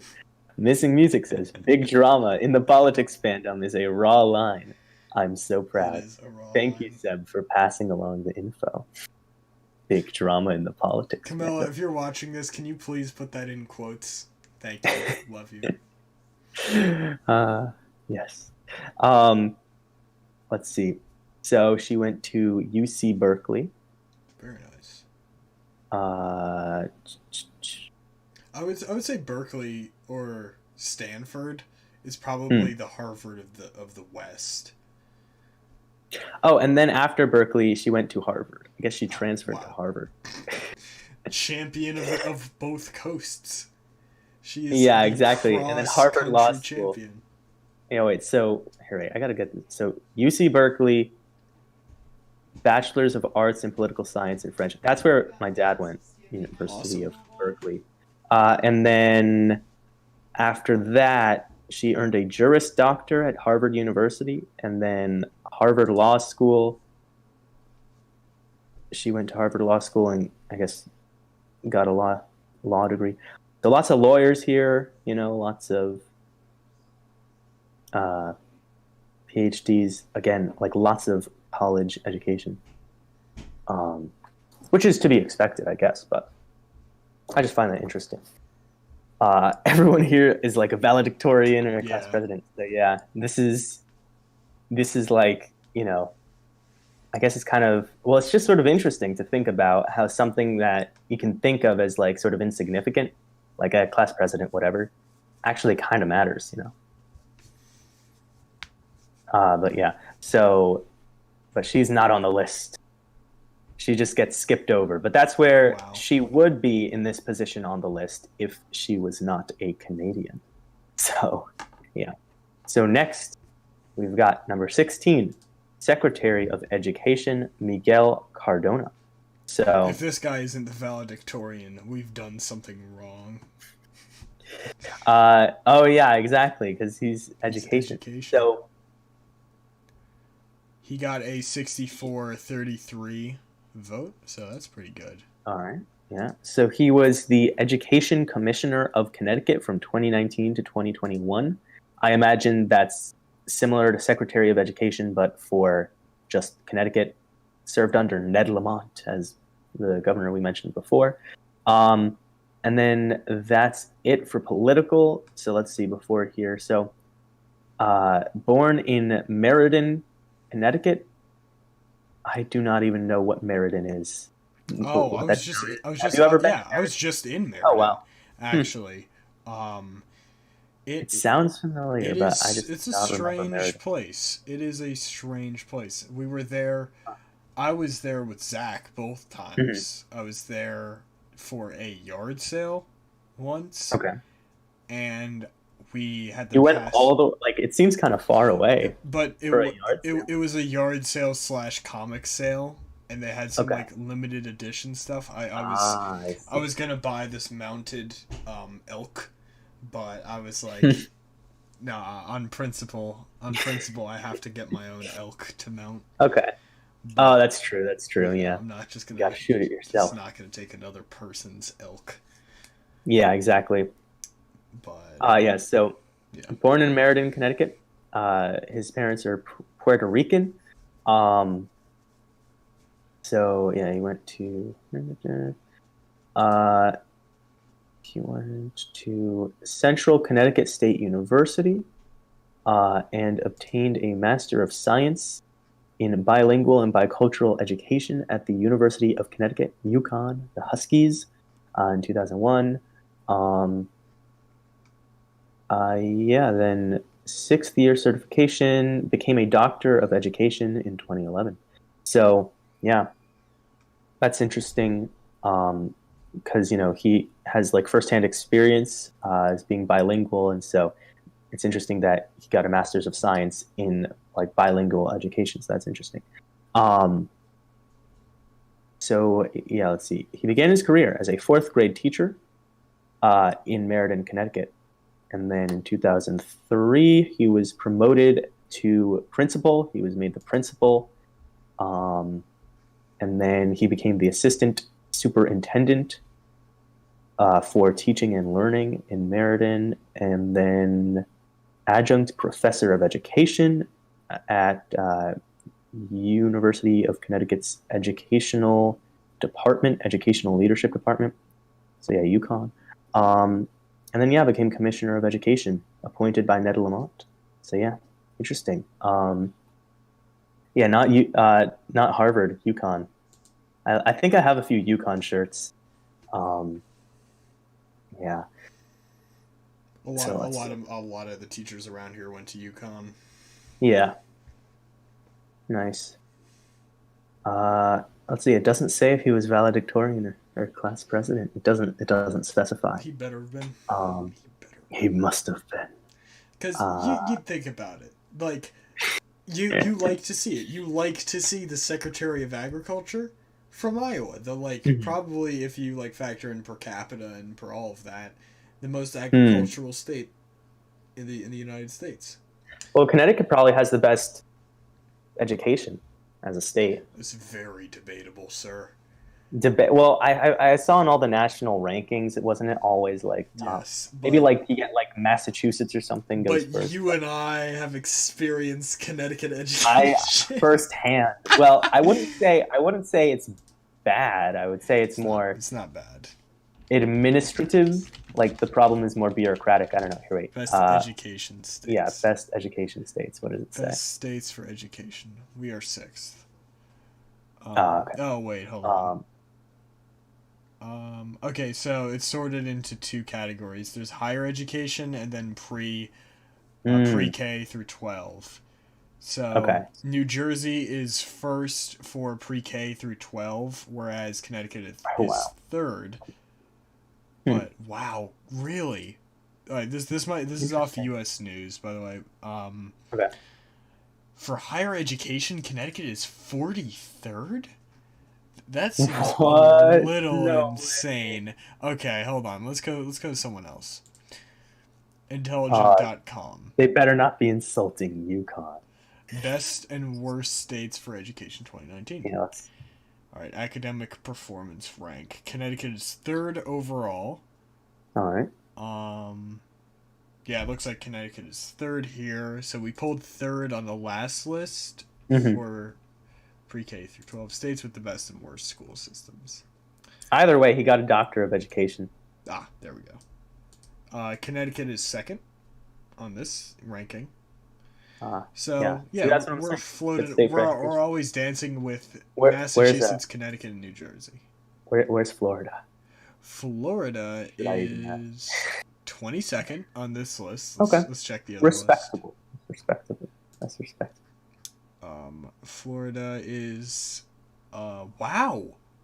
Florida got number one for higher education on I this believe it. U.S. news list. Look at that. University of Florida is a really good school. It's one of the schools I'm probably going to apply to. Apparent like 2/3 of my graduating class is probably going to apply to the University of Florida. Like every other graduating class at my school, like so many of them apply there. Because yeah, I believe it. Because Florida also has a scholarship called like the Bright Futures program that Mhm. like gives you for academic achievement like scholarships to state universities. So they're doing really well actually. Yeah.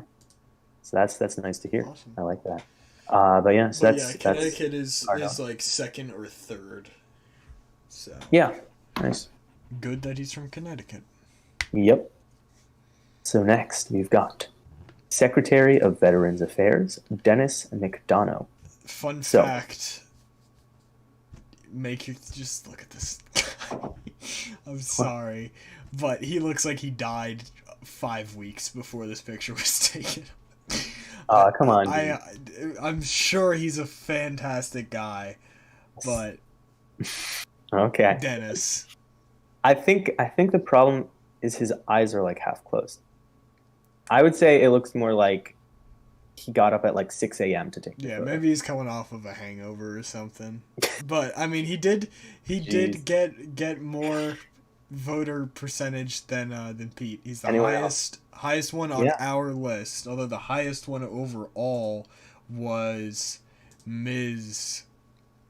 Catherine Tai of Who?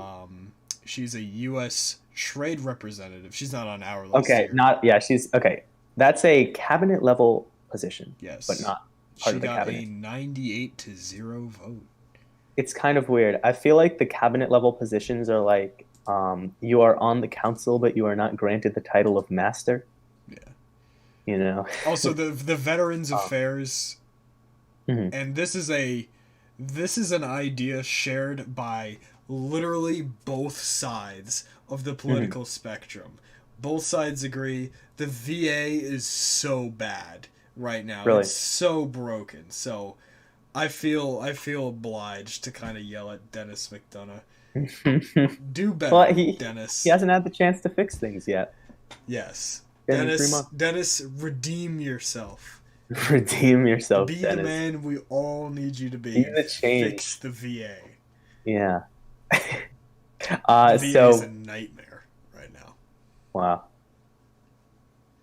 So before this, he was the White House Chief of Staff for Obama during Obama's second term, 2013 to 2017.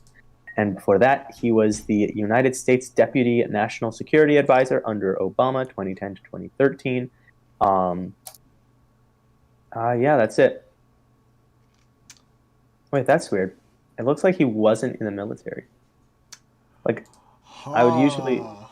I would expect the VA person to be in You the would military, want the VA to a be veteran. a veteran. Yeah, I mean, but that's pretty good. Like the majority of the people on this list have like either they're just like experience, like, they have mm, political experience, so they're like the attorney general, or they have an agricultural background, or they're from a highly educated state, so their education. mhm. You would want the secretary of the VA to be a veteran. Yeah.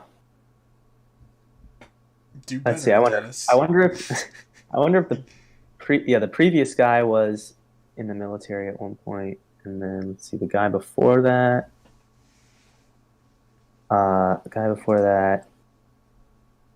Oh, it looks like not in the military. Or at least it doesn't. He might have been. It just usually it says on the side. I'm not sure. Does it say was he ever in the military? Here, wait, I'll look up. Military. Command F. On his Wikipedia page, there is not one mention of the word military. Okay. Oh That's well. concerning. Oh well. So McDonough was born in Minnesota. Uh, yeah, Irish Catholic. Ah, Uh, geez, you got your leg blown off. oh my God. Man, you do not like Dennis McDonough. Dennis uh, Dennis can prove himself. He he can can prove prove himself himself. to the American public. All eyes are on Dennis. All eyes are on Dennis. All right. Yeah, let's see. He went to, what school did he go to? St. John's University. And then he got a MSFS. I'm not sure what that is. As an MSFS degree at Georgetown University. So yeah. So that's that. At least he was, national security advisor. So I guess he sort of kind of worked with the military a little bit. But that's more on like a geopolitical level than, on like an interpersonal level. So I could understand the criticism. So that's kind of interesting that he was the most favorable one, Yeah. uh, like by the Senate. Anyway, I'm sure he's fine. So he is the last person on the list because would be number 18 is ineligible, born in Cuba. Big mistake. He Born in got Cuba. in on a 56 to 43 vote, so pretty close. Yeah. So this is this is Secretary of Homeland Security, Alejandro Mayorkas. So he was the Deputy Secretary of Homeland Security under Obama from 2013 to 2016. He was the Director of United States Citizenship and Immigration Services from 2009 to 2013 under Obama. And then before that, he was the United States Attorney for the Central District of California under, Clinton, I guess, wait, I'm not sure how that works. Yeah, District of California. I guess he must have been appointed. I'm not sure, actually. I'm not sure how that works, so don't quote me on that. So 1998 to 2001. So yeah, Mayorkas was born in Havana, Cuba in 1959. His parents moved to like The family moved to the U.S. in 1960 following the Cuban Revolution, and he lived in Miami, Florida. That's pretty interesting. And then he moved to Los Angeles. Um, yeah, moved to Los Angeles. Grew up in Beverly Hills. Um, and We then what have else? uh, we have more chat. More chat. Missing Music says, had to leave for a bit, but I got you. Done and done. It's in quotes. Thank you. He was not in the military, no military background. Surprised a bunch of people that he was chosen. Sorry for chat spam. Not spam at all. Thank you, Missing Music. So I guess Missing Music knows more about that situation with Dennis, our guy Dennis is Dennis. shaping up. Wow, that was a strong echo. But Dennis is shaping up to be a horrific figure in American history. Jesus. Come on, don't rag on Dennis that Dennis! much. Dennis! Dennis! I'm sure he's going to be perfectly average. Can Dennis be the season 7 villain? You want Dennis to be the season 7 villain. Okay. Also, quick recap, because Yeah. we should have done a recap at the start. Silas is alive. Oh yeah, Silas He is was alive. the one that sent Gravity Men in 49 seconds on us, but they failed in their capture. Although Yeah, we are now on the quest to find the source of all time. Stop It has told us places where to look, including Yeah. the presidential line of succession, Yeah. where we Yeah, must exactly. duel Dennis McDonough in unarmed combat because he doesn't know how to use a weapon because he was not in the military. Oh my gosh. And he will point us to the source of all time, or at least someone who knows where it is. All right. Well, yeah, so Mayorkas was he went to the University of California, Berkeley. So Berkeley. Yeah, and then Juris Doctor from Loyola Law School. I've been getting a lot of emails from Loyola. Yeah, and then became an attorney, lawyer, stuff like that. And so now he is Secretary of Homeland Security. So hopefully he will keep the homeland secure. Yep. But he is ineligible to be president. So yeah, so that's the whole list. That's it. So now some criticisms of this. Of the current line of succession. So some people have said, take it or leave it. This isn't the best line of succession. I give it, it's not certified fresh on Rotten Tomatoes. So yeah. So people have some concerns and criticisms about it. So number one, we got party switching. So this doesn't apply right now. Everyone on this list is a Democrat, except for like 2 of them, but it's just like they're not officially like registered, but are like Merrick Garland doesn't have a party affiliation because when you're a judge, you're not supposed to have a party affiliation. You know what I mean? But essentially, for the most part, they're all Democrat aligned, let's say. And so, however, that is not always the case. While it is the case for the cabinet, presumably, because the president can appoint the cabinet, the Speaker of the House and the President pro tempore of the Senate may be of a different party. And so the most recent example of this was, just back a few months ago when Trump was still president, Pence was still vice president, and Nancy Pelosi was still the Speaker of the House. And that means that if the line of succession were to be initiated, if Trump and Pence were let's just say resigned. I don't want to, even hypothetically, I don't want to say the president you don't want to say things about the health of the president. Generally, no good, no bueno. You don't want to talk about that. That's how you get the Secret Service to show up at your house, right? So let's say resigned, right? Let's say these 2 people resigned. Then it would be Nancy Pelosi would be in charge.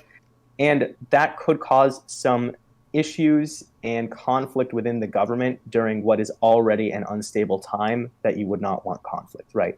So, you know, you'd have like opposite parties and stuff like that. It could also lead to motivations for bad actors to take bad actions if they know, oh, okay, I can get a partisan in.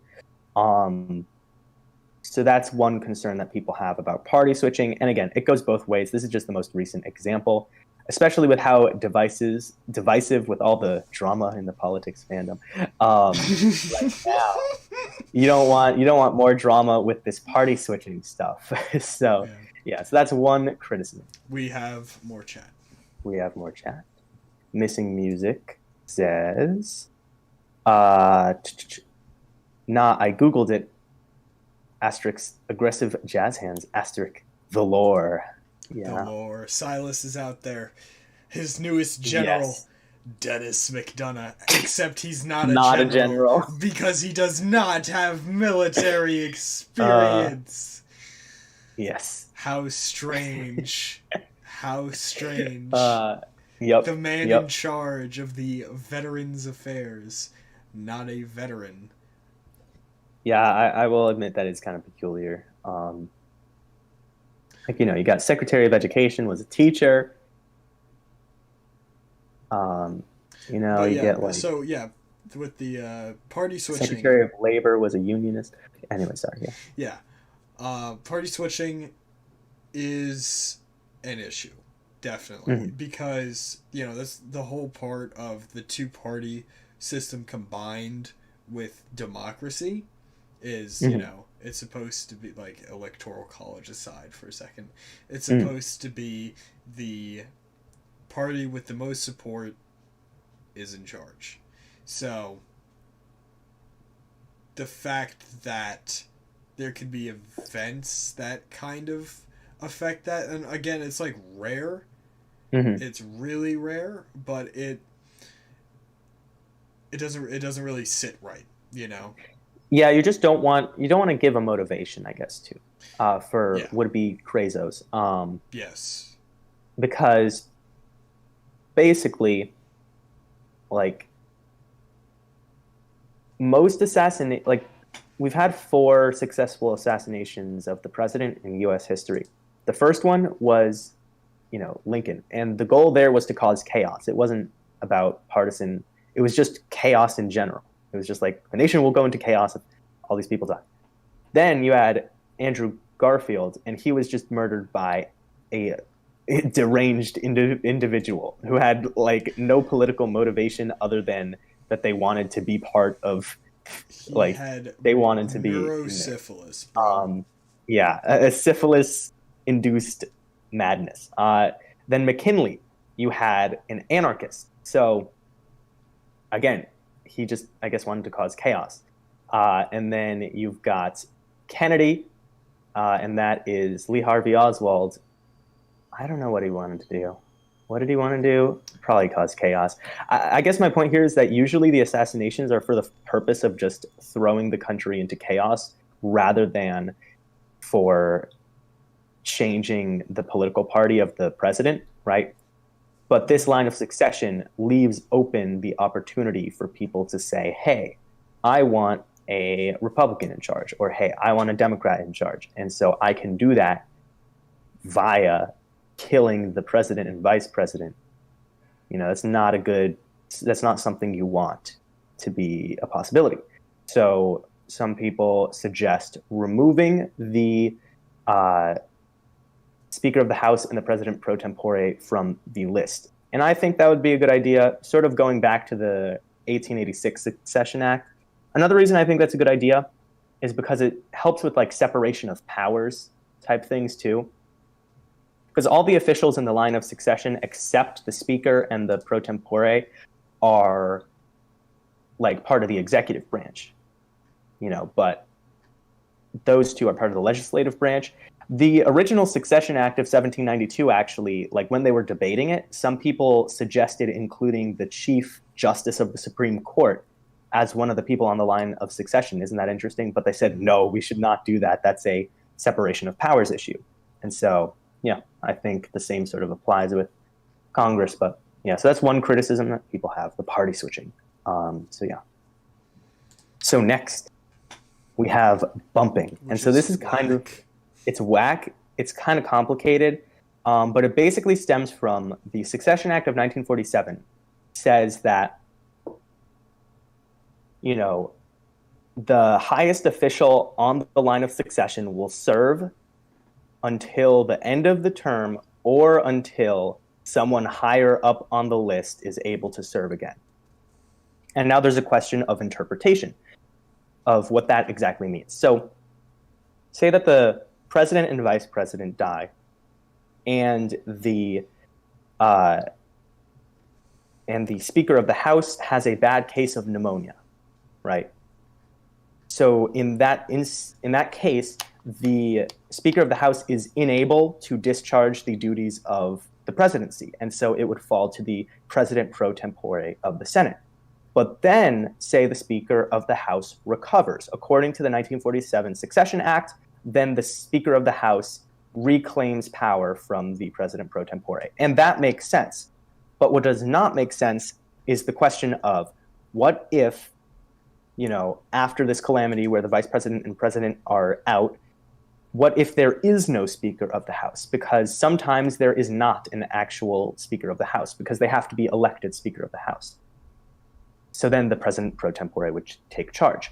But then what if at a later date they elect a new Speaker of the House, right? What happens then? And that's the question of bumping. So if you have the acting president is the president pro tempore of the Senate, and then a new Speaker of the House is elected by the House of Representatives, then do they remain the Speaker of the House or do they become the new acting president? And what about the original acting president? Do they remain acting president, or are they just fired, or do they go back to being the president pro tempore? It's an interesting question because also what happens is you need to resign your post when you become acting president. So if you are a senator, you need to say, I resign from the Senate to become acting president. So then if the bumping thing occurs, you're just like, I don't have a job now. I'm just out. I guess I'll go back to whatever I was doing before, that would be unfortunate. And it's sort of undue chaos in if the line of succession is being exercised, then that it's a chaotic situation. So why introduce more chaos with bumping?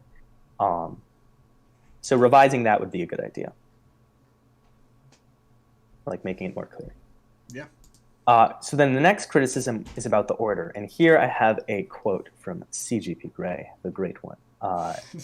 Quote, not to cast shade on the Secretary of Education, but if something has happened where the first 15 backups are out of order, that sounds a lot like a Homeland Security issue. So that's funny, and I just think that's a hilarious line. So basically, yeah, imagine this. We've got Secretary of Education is 16th in line. So the first 15 people on the line of succession, hypothetically, have died, right? In that situation, do you think that the Secretary of Education, a fourth grade teacher, UConn graduate, and now, commissioner in Connecticut, is really who we want to be president? Or is it is it someone else? Is it some high-ranking military official? But that has concerns too, because you don't want a military coup, it doesn't speak well. You kind of want the military to be separate from the government, separate from the politics, Mm-hmm. But I mean, in that situation, wouldn't it make more sense to say the top general will become president? Or again, Secretary of Homeland Security, the more relevant executive departments. You could say, maybe Secretary of Defense should come earlier in the list or something like that, right? Those sort of concerns about the order of succession are have been put in place. So yeah, some of these people, I'm I don't know if they should be on the list, because it's sort of once you get so far down the list, it's really anyone on the line of succession list, say anyone after third place. If it gets to them, then it must be a crisis situation. Like hypothetically, like, and if it gets to the third person, just the person after the vice president, it's also probably a crisis situation. But I could imagine a situation where it gets to guy number 3 and it's not an actual crisis, maybe resignations and just like illnesses, maybe. But once it gets down like Gerald Ford. Yeah, Gerald Ford. I mean, although he wasn't, but whatever, right? But if it gets down to number 4, if it gets down to the president pro tempore in our current list, then it is verifiably a crisis, right? Like there's no situation in which it is not a crisis, I feel. And so do you want like 81-year-old Patrick Leahy from Vermont to be like running the nation now? Like, I mean, in the midst of its greatest crisis ever, right? Like, these are the sort of questions you have to ask yourself. And so, yeah, that's the kind of concerns about the line of succession. So then finally, there's one more problem with the line of succession, and that is the existence of nuclear bombs. So you may have noticed that every person on this list, their primary workplace and their primary place of residence is Washington, D.C. But, there are like 7-ish, I think, countries, not all of them aligned with us, who have weapons capable of destroying an entire city. And hypothetically, they could wipe out the entire line of succession, which would be a complete disaster, right? And so, I mean, that is just crazy, right? So there is something that we have currently called the designated survivor, and that is whenever all of the members of the line of succession are in one building, there is always one person that is designated to, go into a bunker like 50 miles away or something like that. But that isn't always applied. Often they're all in the same city, right? It's just they're never all in the same building, which is smart because buildings can be exploded. But I would say, for caution's sake, we should not have them all being in the same city at the same time, even.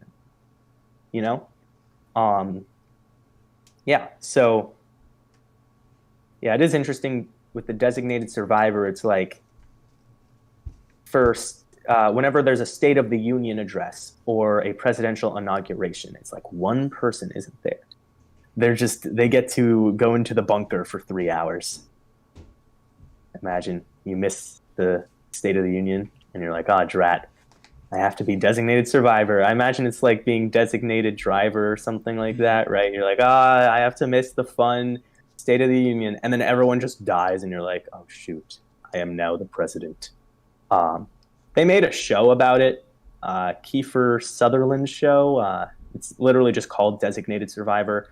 The first few episodes apply, and then after that, it's just a political drama show,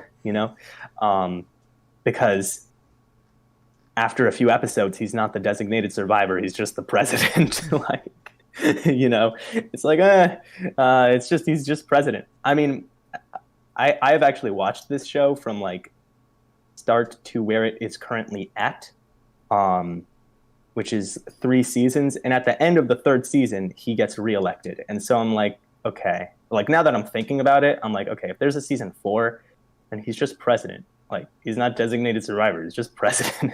But anyway, you can go watch that show. It's kind of interesting. The first few episodes sort of shed light on the situation. But yeah, the nuke problem. What do we do about it, right? I would say it would be a good idea. This is one possibility. I think it would be a good idea to add a few governors to the list. Of course, it's like what state? And yeah, you don't want to. So I would suggest. Good goddamn well which states. I would suggest it's done that the president picks 4 governors and they nominate those governors to the Senate as, tack-ons to the line of succession. So it's not favoring, because basically if they did it in the same way that they did, say, the cabinet, where the cabinet is order of first, you would get like Delaware governor would be first, and then I don't know who's number two, but you Mm. always remember Delaware's number one. But you'd get like Delaware governor I would bet. instantly become a more important role. But I bet. I don't know. Let's take a bet right now. What is the second state to join? okay, I would guess I'm gonna say Virginia. Massachusetts. I'm gonna say Virginia. All right, you say Virginia, I say Massachusetts. Let's check it out. Second state. Pennsylvania. Pencil. Should have known. Should have known. Should have known. Yeah. New Jersey's third. Georgia's fourth. We're fifth, as in Connecticut. Yeah. Wait, who's more right? Wait, let's see. What comes first, Virginia or Massachusetts is sixth. Oh, Virginia is 10th. No. Wow. Defeated. but but yeah, so I don't think it would be a good idea to do it in that order because Delaware is essentially just a random state. I feel like it should be you nominate who you want. You'd probably get like right now you'd probably get like I don't know, governor of New York, governor of California. What are some other major blue states essentially? I guess governor of Oregon or Washington, something like that. Oh, Illinois probably you'd get Illinois. Yeah, Michigan, but maybe. I don't know. Although that's kind of a yeah, swing maybe state. Michigan. Yeah, it does have a Democratic governor though. Yeah. But yeah, that kind of thing. I feel like that would be a good idea to add on because then you have people that you know aren't going to be in Washington. Because that's the problem. It's like you want a few people that aren't in Washington, but if you make one of the people on this current list like never be in Washington, that's going to be inconvenient to their job because their job is in Washington. So if you add a few governors to the list, then it's like they're familiar with the roles of the presidency because being a governor is pretty similar to being the president. It's just you're of the state instead of the whole nation because it's like, the highest executive office of a state rather than the highest executive office of the nation. So they'd have the proper experience and they could reasonably like never set foot in Washington D.C. and it wouldn't really hinder their work that much. So that would be my suggestion. My suggestion, Dwayne "The Rock" Johnson should just be a consideration. I'm just saying. Okay. We know. Not like a role, just him. Yeah, no, just him. Okay. Like we know he won't be in Washington D.C. He's probably off in California. That's true. Or Hawaii or something, like shooting a movie. Hmm. We know he's capable. He's saved America countless times. Yeah. Other nominees include Jeff Goldblum. Yes.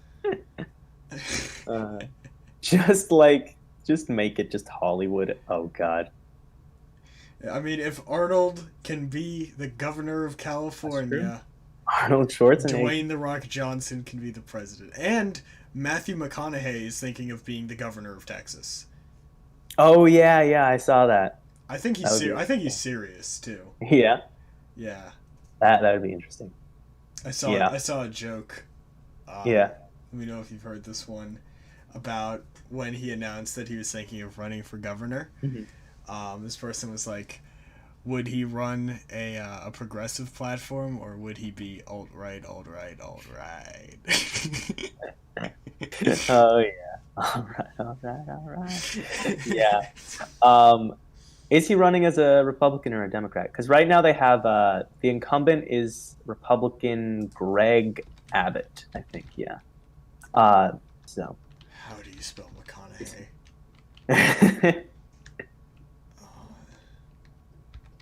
I wonder if he's going to try and pull a primary or go toe to toe in the general. I don't know. Let me see. Oh, that's how you spell it.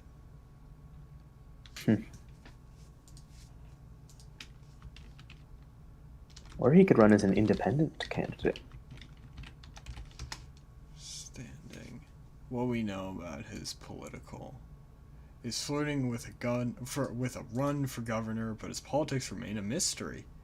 Mm. He hasn't voted in a primary since at least 2012 and has never donated to a Texas or federal campaign. Hmm. Although he did speak at the March for Our Lives rally in Austin, calling for banning assault weapons for civilians, restricting high capacity magazines, and strengthening background checks. Hmm. But overall, little is known about McConaughey's politics. Huh. McConaughey has spoken openly about being disillusioned with the current state of politics, suggesting last year that it is a broken business.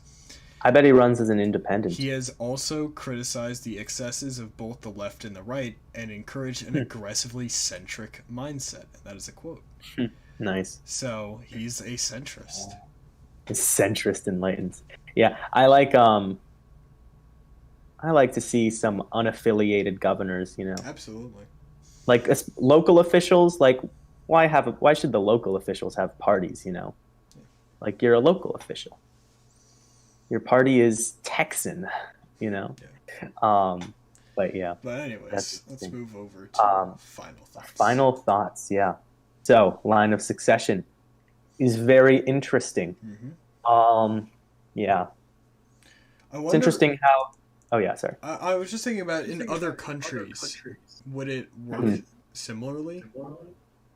Yeah, that's interesting to think about. I mean, the most prominent example I can think of is monarchy of England, and that's pretty simple. It's just it is firstborn child. They changed it in 2011. It used to be firstborn son, and then secondborn, thirdborn, fourthborn son, yada yada, and then after all the sons, firstborn daughter, secondborn daughter, thirdborn daughter. Mm. But they changed it to just be firstborn child, secondborn child, da, da, da, da, da, for England. But that's just the monarch, which is mostly a figurehead. Uh, Otherwise, the prime minister. I imagine if the prime minister dies, then their House of Commons or whatever would just pick a new prime minister. Because prime minister as a position, even though they serve like a president, they are elected in the same manner that, say, the Speaker of the House is elected, right? Um, it's like you don't vote for prime minister, you vote for your like representative to the House of Commons, and then they vote for who they want to be prime minister. So that's how it works in Britain, Canada, Australia, I think New Zealand, Israel, uh, all of these parliamentary systems. That's sort of how it works, which is pretty interesting. Um, but they might have a line of here. Actually, let's see, let's see what they have. Britain prime minister line of succession. Let's see what it says. So they have a deputy prime minister. So they would, I imagine, become the prime minister. Hmm. Uh, It's yeah, interesting. yeah. So other countries have their own systems. But yeah, that's how the U.S. does it. It's interesting. I think it needs some work, though. I think it does need some work. It could be improved because the Succession Act of 1947 was passed when America was the only country with nukes. I think we just need to update to the realities of the day. The day that America is not the only country with nukes, and so there is a credible threat of other, you know. Yes. So yeah, but it is interesting. Uh, it's interesting how it works. So line of succession. Hopefully this whole episode has just been incredibly irrelevant information Hopefully. because it's only relevant if something very bad has happened. so, um, so yeah. Uh, but it's interesting to think about Yeah. and like theorize and alternate history kind of stuff.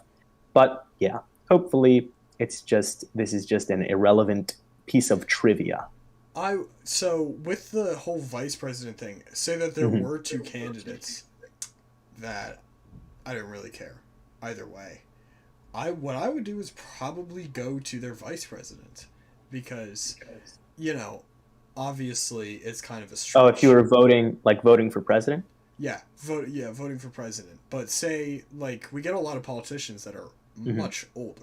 Like Hmm. I'm not saying Joe Biden's going to die in office, but Joe Yeah. Biden is above the Yep. age expectancy. He's the And I mean, Trump was oldest. 74. Trump is Trump was also 74, the yeah. oldest president when he was elected, and then Biden was also the oldest president when he was elected. So they're just Before that, we getting had older some and pretty older. young. I wait, sorry, what? They're just getting older and older. Yeah, they're just getting older and older, which I suppose is a good thing if you think about it, because that means that we're increasing the ability of medicine, right? That's always a good thing. Before that, we had some pretty young presidents: Obama, Bush, Clinton, and then I think George H.W. Bush was not as young as those other three, but like those other He was three were like, always old. I know. I just cannot imagine him in any way other than old. Yeah. But before then, you had Reagan. He Yep. was old. He was super Um, old. so yeah. Um, But you know, but yeah, i- if the presidents are the getting vice older, presidency board. like it or Yeah. not, there's a higher percentage of a chance that they're gonna die in Mhm. office, and you don't vote in the vice president. And that's another thing, is that the vice president becomes the leader of the Mm. Senate, like the Yeah, yeah. That's what I yeah. think. The vice presidency is actually very important. I think vice presidents can make or break a campaign. Yes, It's very important. it's why You put John the McCain running mate. lost. Like Yeah. Oh, yes, Sarah Palin. it's obviously not the Yeah. only reason, Hmm, hmm. and I would wager it's probably not even the number one reason, Yeah. but I would be surprised if it's not in the top three reasons. She Yep. was such a detriment to his Yeah. campaign. It's Yeah. ridiculous. I think one of the problems too with his campaign is he tried to pull this move where after the 2008 financial crash, he like went back to Congress to try and like respond to it, and like he thought that would make him look good as like, dedicated or whatever, but it just made him look erratic. I think Mm-hmm. that was a big problem. Yeah. And also just in general, the whole crisis didn't reflect well on Republicans because they were in office, Bush. Yes. Um, but yeah, it's like it's interesting because the vice president is very important, as you said, president of the Senate. Um, they're the tie-breaking vote. That's kind of what you're voting for as well in the Senate, and they take on a lot of roles. Like they do a lot of things. Like, I mean, wasn't like I'm trying to remember some examples. I think you had wasn't Biden in charge of like some Middle Eastern policy under Obama? I forget Uh, what it was. Was it the Iraq War? I forget yeah, exactly. he dealt with a lot of foreign stuff Yeah, so throughout like his career. Obama delegated that to Biden. So the Yeah. vice, because there is the president has so much more to worry about now than they did in 1789, right? So naturally, a lot of that work falls onto the vice president. Um, I think Pence was in charge of like some education thing under Trump. Um, what was it called? Like the 1776 Commission or something like that. And then Kamala Harris right now, I think Biden put her in charge of the border because there are like concerns about immigration. So I gotta know what's going on, um, but she's in charge of that. So the vice president has, in the recent past, been in charge of very important things. So it's important to think about that. I think that so it's interesting. Some states do this. Well, I actually don't think this should be done, but some states do this, which is you elect a governor and then a deputy governor, but the deputy governor, which is essentially like the vice president, doesn't run with the governor. Mm. So you go to the ballot box, right? And you have two sections for governor and then for deputy governor. It would be interesting if we had section president and then vice president, because it's kind of weird that they're a package deal. Although I understand it again, because it's like you want to have the same party in office, you know, because the party switching was an issue with for later lines of succession. Imagine how big of an issue party switching would be if the vice president could be of a different party. So it's actually probably for the best that it's just they're tacked on with the president.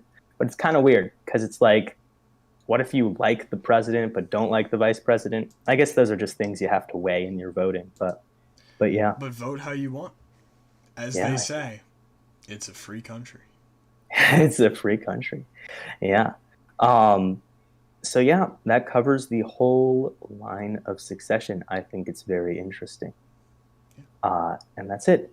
First episode of season 7. Season 7 off to a very good start. Thank you all for sticking with Yeah, us for 7 yeah, seasons. exactly. Yeah, thank you all very much for watching. Thank you, Missing Music, for making use of the chat. We love talking to people in the chat. And yeah, thank you, Sebastian, for being my co-host as always. As Are you always. excited? Ready for another season of co-hosting? Absolutely. We Oh got some yeah, fantastic topics this we've got some season. great topics. We Yeah. have some great guests lined up. It's going to be Yep. fantastic. Oh yeah. So with that being said, thank you all for watching, and we'll see you next week. Bye bye. Bye bye. All right, and now keep the OBS running or Yep, whatever yep. for